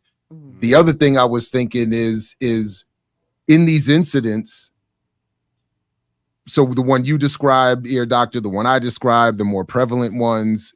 How do people in this broader social and familial circles even know this has happened? So in the incident I'm thinking of that I didn't tell anybody. That's one thing. When I'm thinking of another incident where a friend of mine was telling me about having put hands on his, I think then wife or former or ex-wife or future, I can't remember the stage at this point, but to the point you all just raised, the only time he mentioned that she put hands on him was in defense of his action he was describing to me. Because as soon as he said we had a violent encounter or something like that, I was like, what do you mean violent? Like, how does it get violent? like where I'm not understanding that. And then because I'm like, what would cause you to participate? There's no answer. And then him saying, well, she hit me first, or she attacked me first, or she threw something at me first. And I'm like, that doesn't solve it for me. Because again, my incident, what I'm thinking of is I was also impressed by it because she was driving on the highway and hitting me at the same time. So I was. I'm like, I know. I don't mean to make no joke of it. Don't laugh. I don't mean to make a joke of it either. But even in the moment, I was like, that's fucking impressive because she didn't break lanes or nothing. And all I did was I just like intently demanded that she stop the car so I could get out of the car because I was like, I gotta get out. And then I realized I got all my shit in the trunk. This is the point. Right. All my shit is in the trunk of her car, and I'm on the highway. Right. I'm walking on 95. Like, I was like, nah, hold up. We're going to have to get to an exit or something. We're going to have to drop me off with all my shit, and then I will make my grand exit. But no, I'm like, but my point is so to your earlier discussion, Kim, this dude and I were not super close then, and we didn't remain super close. And I did end up participating trying to participate with him and his ex's family and trying to heal. But so that was the other thing I was thinking about. I was like, what more could I have actually done in that moment beyond saying to him, obviously your participation in this violence is not acceptable, and then working as much as I was able to, or allowed to, or invited to with the family healing. Like, I don't know, other than distance myself.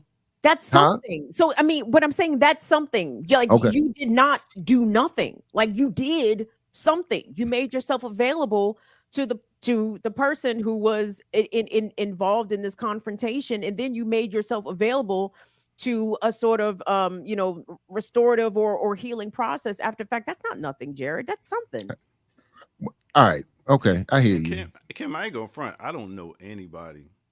I know you say you got to know somebody. No, in my life, I don't. In your life, Air Doctor. I done moved around sometimes too, so I didn't keep like long relationships. Well, I'm not saying you're supposed to know what niggas was doing. But I'm saying, to your point, I don't. And I know you'd be like, y'all know somebody, and you kept pushing, y'all know somebody. In your lifetime, Air Doctor, because we're the same age. I know, and I don't. And let me tell you, as a Gen X woman, to the gentleman on screen notwithstanding, I'm sorry, there was a lot of barbarians in our generation, gentlemen. A lot, okay?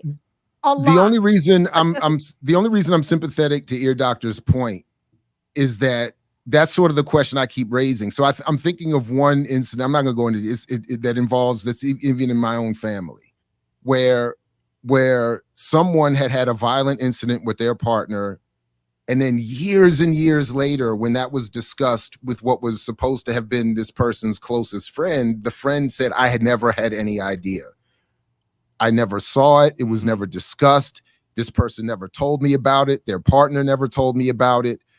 And so those are the examples like that are what I think about when I do think about my roster of folks, and I can say I don't know anybody. And when Ear Doctor says he doesn't know anybody or has never known anybody, theoretically I understand the possibility in that, because it's possible that we would just not have ever been told that, or known it, or seen it, or heard about it, or seen evidence of it. So that's where I struggle with that a little. I got two incidences, and it women hitting men. My uncle Jim got hit in the head with a frying pan from his wife. And then my homeboy, I ain't gonna say his name, she boxed him up. So those are two incidences I seen that women attack men, and I ain't gonna front, I haven't seen no guys like attack. I heard verbal people going at it, but not any physical anything like that. So. I can only take you at your word, sir. I mean, I ain't got a front for it. Zenzi Bell, she's in there telling me a liar. I got another one. I do remember another one. See, and that's okay. So let me just say, I mean, I see the wheels turning, right, as we're having these conversations. So again, to be clear, when I say y'all know people or have known it, I don't mean that these were your intimate, most close and personal friends. You know, I'm even talking about third-hand stories that you may have heard back. You know what I'm saying? Like about that dude or them dudes, or my homegirl told me about this experience that she had with this dude. Like, I'm sorry, that's where I struggle. At 50, gentlemen, nobody. No. Yeah. So one night I got one. So this in the Navy for maybe I don't know, 7-8 months. One of my closest running mates was this South Boston white dude, and his girlfriend came down to visit, and they got into this huge fight. And I remember it was in a torrential downpour, but so much that the parking lot had like flooded a little bit. There was like a up to maybe the calf of water, and he body slammed her in the parking lot. He picked her up and threw her down into that. And I was in the stairwell just outside the door, and I think I yelled like, "Hey," or something like that. They come back inside, and I said to her, "Are you okay?" And she got mad at me for intervening and went back to the bedroom with him. That happens too. I did nothing else. I did nothing else. Do? And again, in that instance, what could you do? What could you do? You what's the point of calling the police? Ain't no point of doing that. But I will say I stayed friends with him until he got, I think he got thrown out the Navy. I did stay friends with him, and the discussion after that was more or less this, like the next day, I think we all went to brunch or something. Like it was more or less, this is none of your business. This is how we interact, and this is our relationship. And so there's one. So when you say, in this instance, I didn't shun him or distance myself. So that's one. That's a good one. And I think it's fair for us to admit, at certain points, especially again, given our ages and whatnot, a man beating or smacking a woman in the 90s, let's say early on, like that wasn't necessarily a disqualifiable offense for you not to be their friend no more. You know what I'm saying? Like, again, it was very much viewed as that's their business, that's what they do, that's how they interact. But so I don't fault your body slam her though. He body slammed her, right? Though. I mean, he scooped her, body slammed her. I mean, just to give you an idea of the kind of physical violence that people, I would imagine she was significantly smaller than him, right? He was not really. He was a Navy man, but he was a small Irish dude. He was a stereotypically small Irish dude who just acted very big. She was physically probably thicker than him and his same height.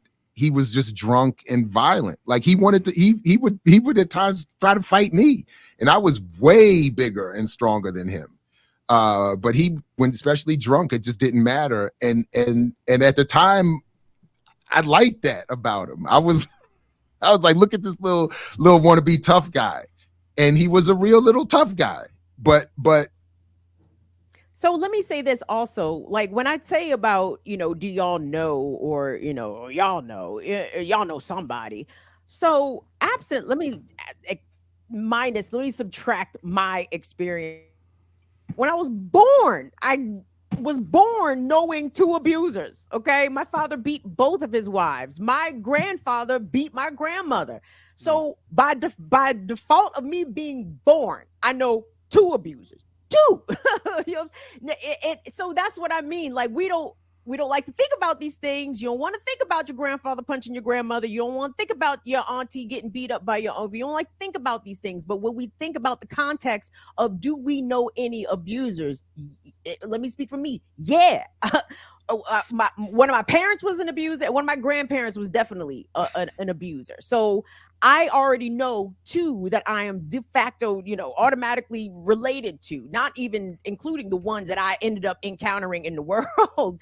So I feel like though I know a lot of abusers, or I have encounters or have experience, even if those particular, my grandfather never hit me. My father absolutely did hit me, but and I consider, and to be clear, I consider my father one of my domestic abusers. You know what I'm saying? Because when he beat me, my father never beat me throughout childhood. Well, he wasn't around, but when he did beat me, when I was 19, he beat me like I was a nigga on the street. Okay. He beat me to the ground. I had bruising on me for weeks.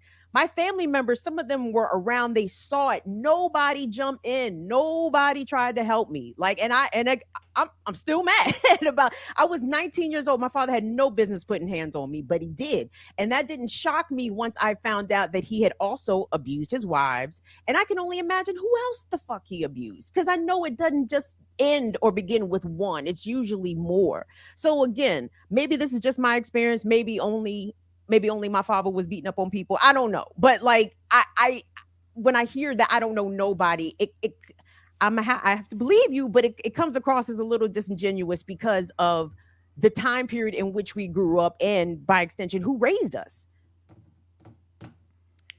I hope I'm not disingenuous. Someone shoot a shot out in the chat room. Who said who's talking shit in the chat? Who won 15 minutes of fame? Zenzabel. Send her the link. I feel like Zenzi probably has some insight. She got 15 minutes of fame already in the chat room. Why are we giving her more? Zenzi she joined. She got 15 more on EYL stage last week. She's always welcome. She brought the sage. She was nice. She brought the sage and everything. She don't like me. She likes me, but she don't like me. But that's everybody, though. I mean, we all don't like you, but we like you, though. And you know what's crazy, man? It's like I thought about, like, we sitting here, you talking about this. I thought about, like, most of the people I know that's on some wild out was women. My mom. Talk My about mom, it, ear doctor. my mom wild out on my sister. You know that whole Mm. mother Mhm. relationship, how they be bubbling over. I remember my mom throwing one of you remember them big ashtrays back in the day that was like all glass. I remember her throwing that shit at my sister. Sheesh. And like one thing is my sister was adopted, so sometimes they would throw that. She would throw that in there, like you adopted, but like shit like that, like Sheesh. verbal abuse on shit like that, and then the fact that my sister was a little, she come out the mouth on some disrespectful shit, and I was like, I would sit back like, damn, like I know not to say certain things to my mom. You know what I'm saying? So, and then they was brought up in a certain time where they known for going to get switches out the backyard, beating you with a belt, all types of different abuse that we didn't look at it as abuse. We looked at it as that's how that's how you raise your kid. So if we even talking about that type of abuse, this is it's a lot of shit that the culture has already embedded in us. Exactly. And listen, and I appreciate you saying that, ear doctor, because again, when it comes to domestic violence, women are not always the victims. Women are sometimes the instigators, the perpetrators. And because again, patriarchy got the mandem in a chokehold, they, y'all don't like or prefer to talk about, which is understandable. Most people don't like to talk about their traumas. But at the same time, how can we help sisters to not be that way? The sisters that are physically abusive or physically confrontational, like, what, you ain't gonna hit me, you ain't gonna hit me back, or will smack you, right, waiting to get hit back. Right, like daring you to hit them back, like You's a bitch. that's a problematic. That like you should not antagonize anybody to want to fuck you up physically, but least of all someone who has the physical capability to do so, right? So anyway, did all your parents beat your ass? I got beat, but not. I wasn't. Well, let me rephrase. So that beat number first by my you dad. said you got beat down. I didn't get that beat until I was 19. Now, throughout childhood, my mother would. I could probably count on one hand how many times I got beat. And again, I don't feel as though I was traumatized by them 5 beatings I got over my lifetime. I remember my granny did send me out in the yard to go get a switch when I was visiting in Little Rock, and I looked at her like I mean, you're like me no speaking the Spanish, granny. What did you say? Go do what? A switch. Fuck you mean? You want me to find something to beat my ass? Right. I had to go to a belt drawer. My dad said go to his drawer. He had a drawer full of belts. Like he wore a lot of suits and stuff like that. But he said go to my belt drawer and get me a belt. I had to go walk and get this belt to get my ass beat. I had to go to the backyard to get a switch. And then my mom was good with the smacking with the hand. I remember I had her hand mark on my leg one time when I messed my sneakers up. And the smack in the face when I did something else to her property. So, ear doctor, can I ask you a question? Zenzi's asking for the link, by the way. Drop her the link. I'm not dropping her. Come on, ear go doctor. Ahead. And the fame is over. All right, go ahead. Continue. She has insight and perspective that I would be interested in hearing. But anyway, ear doctor. Yeah. So, given that your parents were not afraid of corporal punishment, how did that influence the way you discipline your children? I hit my son in the stomach once when he was acting up. Like a tap, like cut it out, like one of those real quick. So I don't know, but other than that, I wasn't like I was gonna have a belt drawer. I wasn't gonna be beating them like that. What I was asking. And Did you have your belt drawer? Did you have your belt drawer for your? I didn't have a belt drawer. And then one time when my daughter raised her voice at her mom, and said, "I'm not moving off these stairs," I grabbed her and pulled her down the stairs and said, "You don't disrespect your mom like that ever in front of me or anybody. You have more respect for her." And after that, my daughter has all A's. She doesn't talk or raise her voice to anybody on that level. So sometimes you would think like they have to see the monster come out of you sometimes just for them to respect you sometimes. I don't know. Maybe that was my thoughts. It's like, yo, you don't take us serious right now. You thinking we one of your little friends. And we heard that when I'm not your little friend over here growing up. And it's like, yo, you gonna learn today that I'm not your friend. I'm here to protect your mom and me and anybody that's being disrespected. And you don't do that. That's not how we raised you. So was that wrong? She ain't doing it no more. And you don't you ain't did it as an ongoing form of Oh, discipline. that's the once. One time. One time for him, You one got time scared for straight her. one time. Yeah, scared straight one time. Because they don't never see me argue. They don't never see me curse. They don't never see me get mad. So when I do, they like, whoa. You know? Y'all not gonna drop Zenzi Bell the link. Hell no.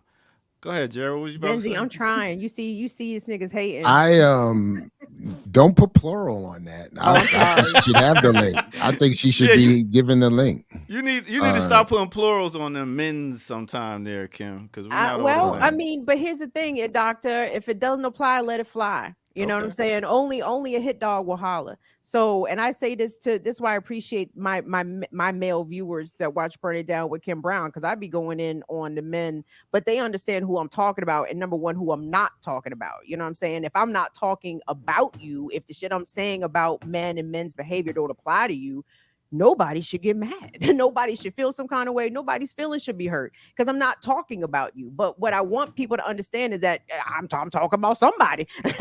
I'm talking about lots of somebodies, you know what I'm saying? But at the same time, I understand. I already know.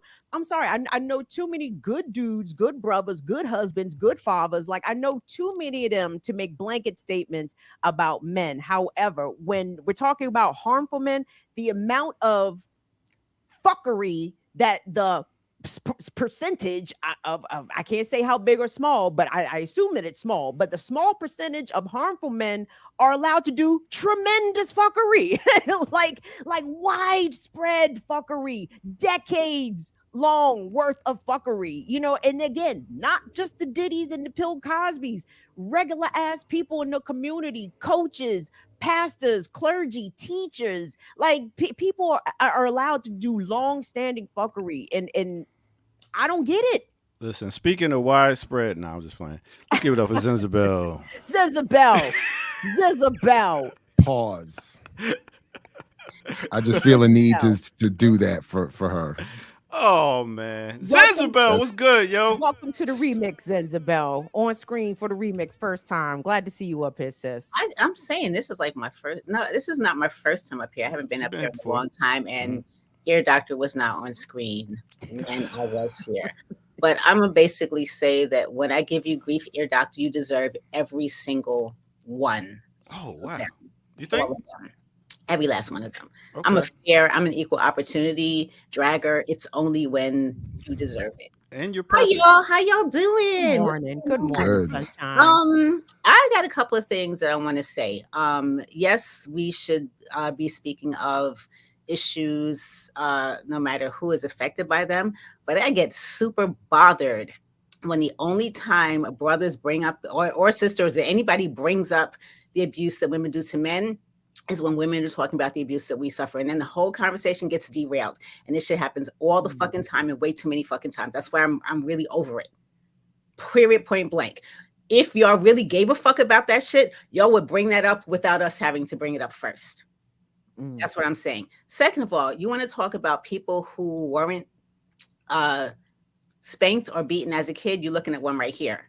And I would like to say I turned out all right. And the main reason I wasn't beaten was because my mother got her ass beat for breathing, because my grandmother beat all her kids for breathing. The one time I got a beating was from my grandmother, and I was 4 years old.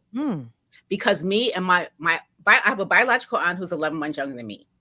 And, so that was my playmate as a kid, and I didn't live there. So whenever I was there, we playing, we're sleeping in the same room, we're making noise. She doesn't come in saying who's making noise or whatever. She comes in with the belt. I got straight A's and B's in school. I ain't get pregnant. I ain't got no kids. Ain't gonna have none. I did not cause any problems.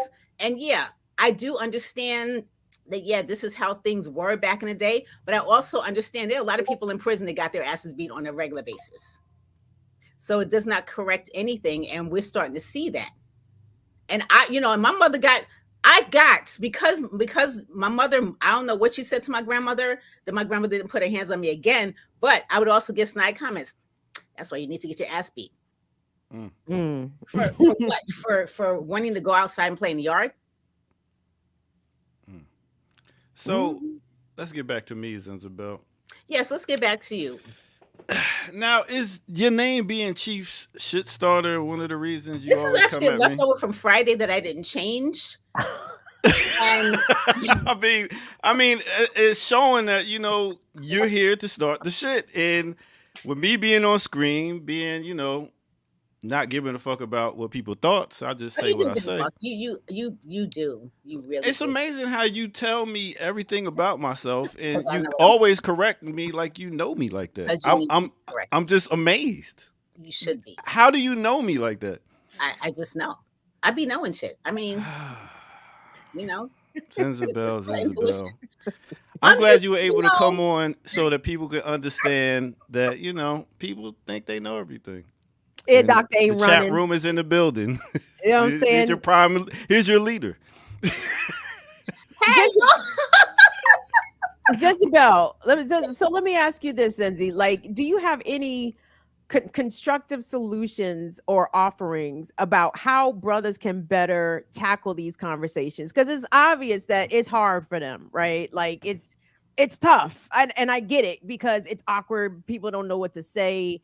It's bad, and that's fine. But like, how can we spur our brothers to prioritize these topics to discuss amongst themselves and to inevitably try to come to some solutions, or at least dig into it a little bit better?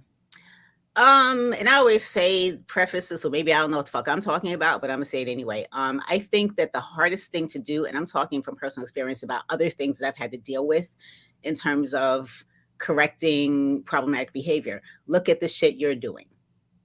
Like, look at the shit you're doing. And it's really hard to look at the shit you're doing because you can't control anybody else's behavior. You can say like the most eloquent words about how somebody should not be this and should not do this.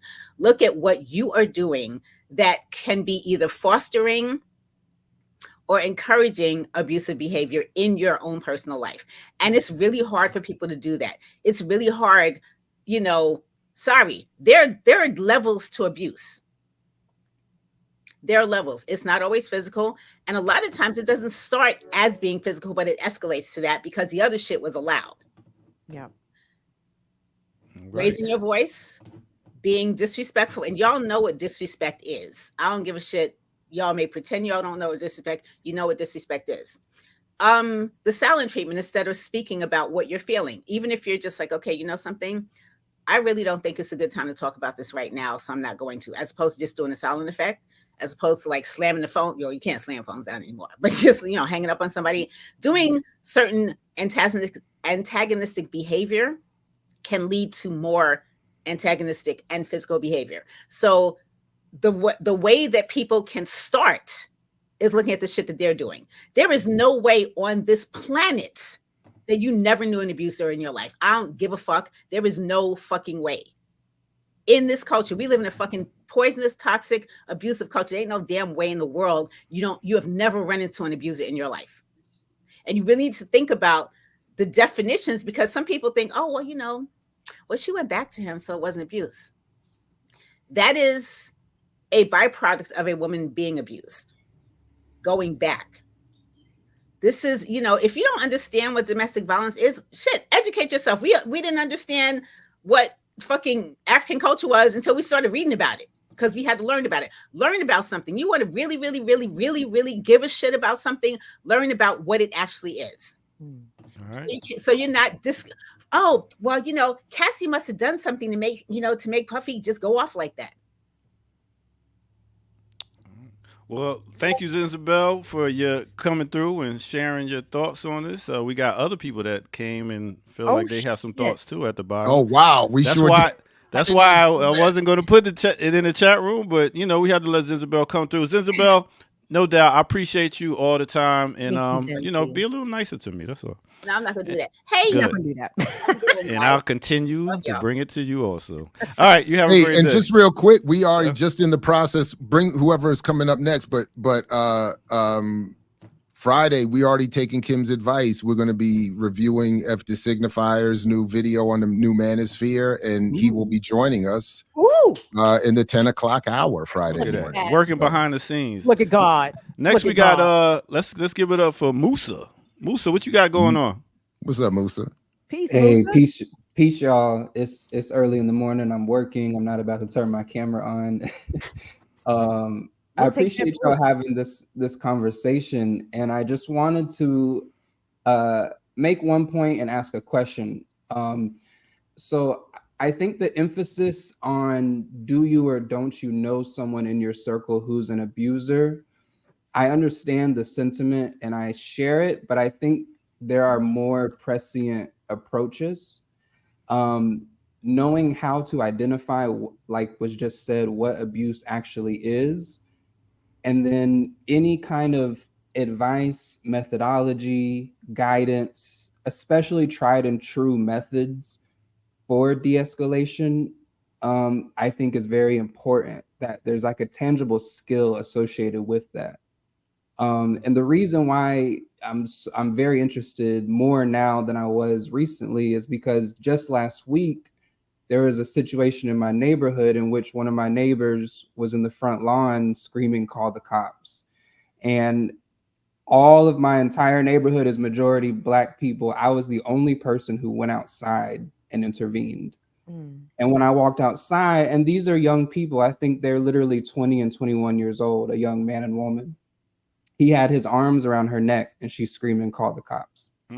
And me being 5'11", 200 pounds, personal trainer, I had to get physical with him and he pulled out a gun. And luckily I have some de-escalation skills just from being an organizer.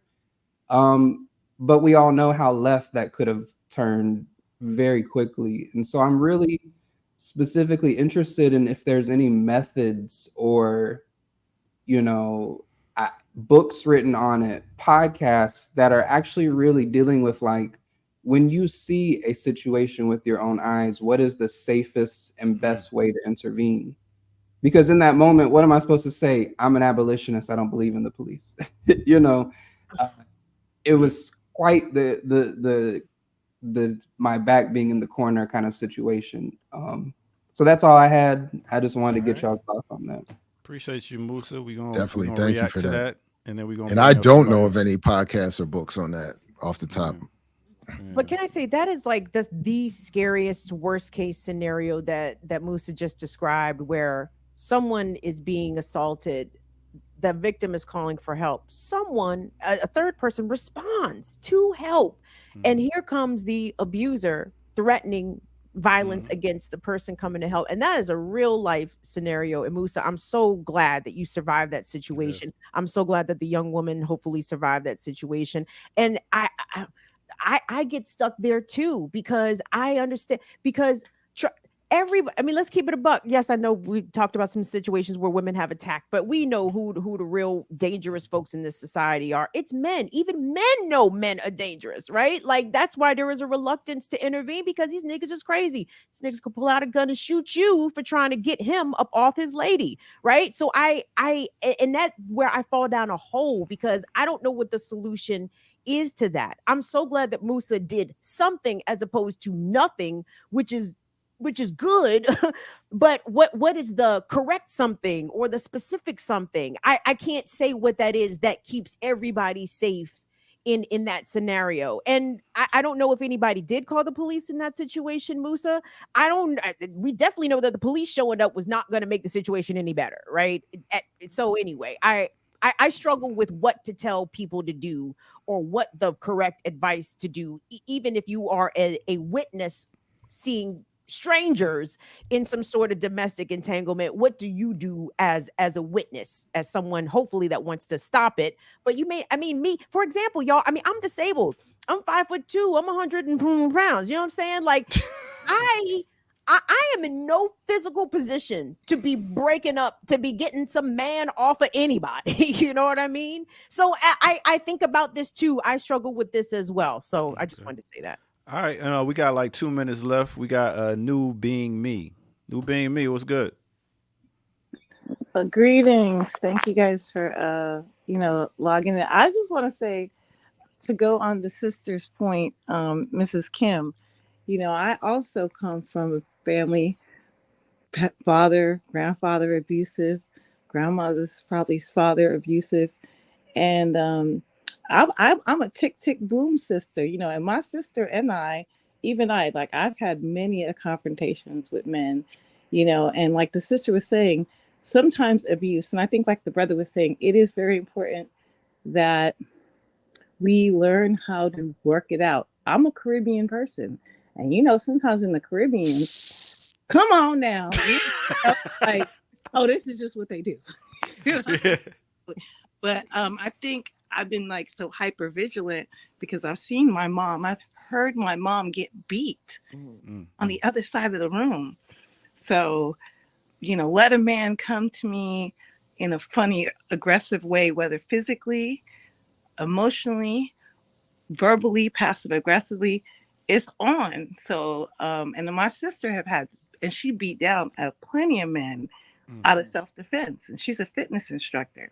So that is something that we really have to talk about, how we engage and what is this violence, and I know I am a woman that will confront and will stand up and will fight. Do you touch me, you push me, we are fighting somebody getting messed up. Like I used, some of my partners have had to explain to their church brothers why their face is messed up. You know what I'm saying, brother? When you tell when your friend said it became, no, I'm leaving scars because people gonna ask questions, and you go tell them you had a cat fight. Please, I really dare you.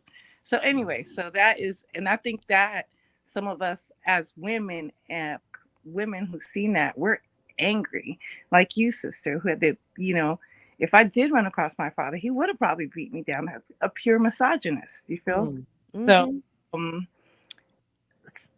so New being me. Thank you for coming through and expressing yourself. Thank And you while you're very here, much. let us know what your favorite morning show is.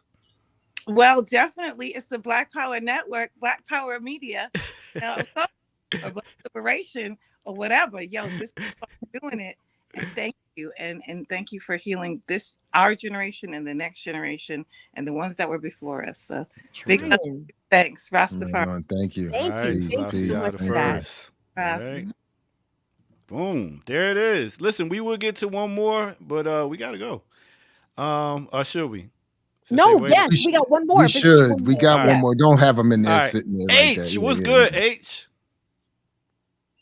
Hi, how are you? Hey, H. Good morning, H. What's good? Good morning. I really want to thank you all for having this discussion. I heard for the first time I tuned in last week, and I was so pleased that the panel is having this discussion on abuse, especially within the Black community. I think it's a much needed conversation. Now, for context, I want to let you know that I was abused by my mom. I lived in the northern part of Nigeria, so I think it's fair to say that women are subjected to abuse. I know why my mom turned out the way she did. She had been abused pretty much all her life. She was in a very, very bad relationship before she met my dad.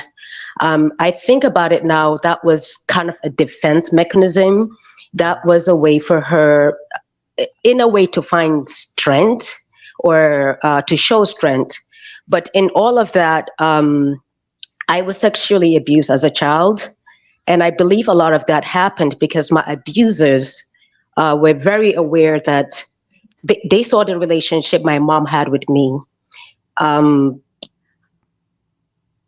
As much as my mom abused me, my dad never physically hit me.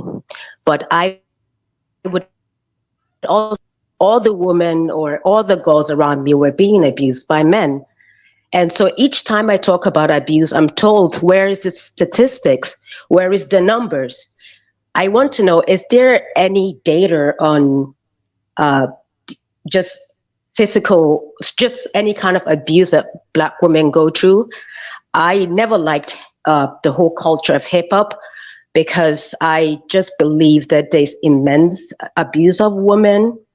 But I'm told that I'm not Black enough, or maybe there's something wrong with me.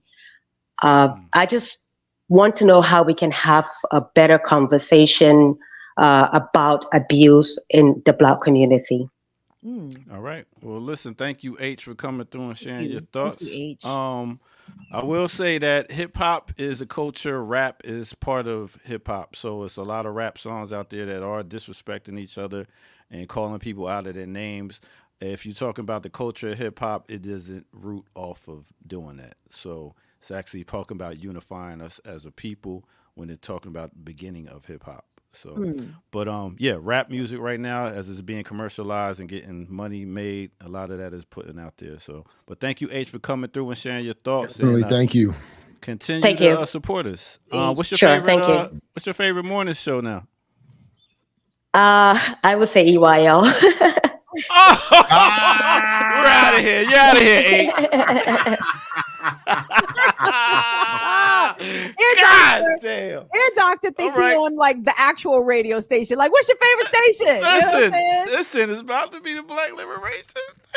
Listen, I'm just saying, I don't know. We'll Wait, see. can I say We'll this something see. real quick What to up? H's comments in her question. Thank you so much for your. There are statistics out, and maybe tomorrow or if we decide to bring this up again, I can bring them. I don't have them in front of me, but there are all kinds of statistics that break down via race. There are statistics that indicate, that Black women are exponentially more likely to when pregnant to die via homicide more so than white women. So there are statistics that do break down via community, but just to be clear, overwhelmingly domestic violence and sexual assault are grossly underreported. So even the statistics that we do have, I'm not sure how complete or even accurate or how much of the whole story that they tell, because like you guys have even said here, a lot of people who experience domestic violence, they don't go report it, they don't go tell, they deal, right? So, or they survive, or whatever way. But there are statistics available, so I appreciate her bringing that up. Yeah, that's like the census. That shit don't really work. That data is not collected right. I mean, a lot of us don't even sign the census, so it's like a data thing. Okay, all right. I guess it's time to go. I was a census taker. I did take the census in 2010. I'd like to vouch for my own personal work as a census taker, and I'll try to be accurate. Let me just say I just don't know why we got to go there. That just came out of nowhere. Why the census? The numbers are skewed. Okay. That's his superpower. His superpower is derailing, Dr. Ball. One train off the track at will. At will. All right. Well, listen, we overtime. Y'all know I don't do overtime. We know that. So thank y'all for coming through. Make sure y'all join us again tomorrow morning at 8 a.m. for Women's Wednesday. And rock out with us. Hit that like button, subscribe button. We reached about 830 people today. So big up to all y'all. Kim Brown tonight. Burn it down with Kim Brown tonight, 7 p.m. Go subscribe. Set your bells and notifications. Let's go. And that's it. We out of here. Thank y'all. Peace, everybody.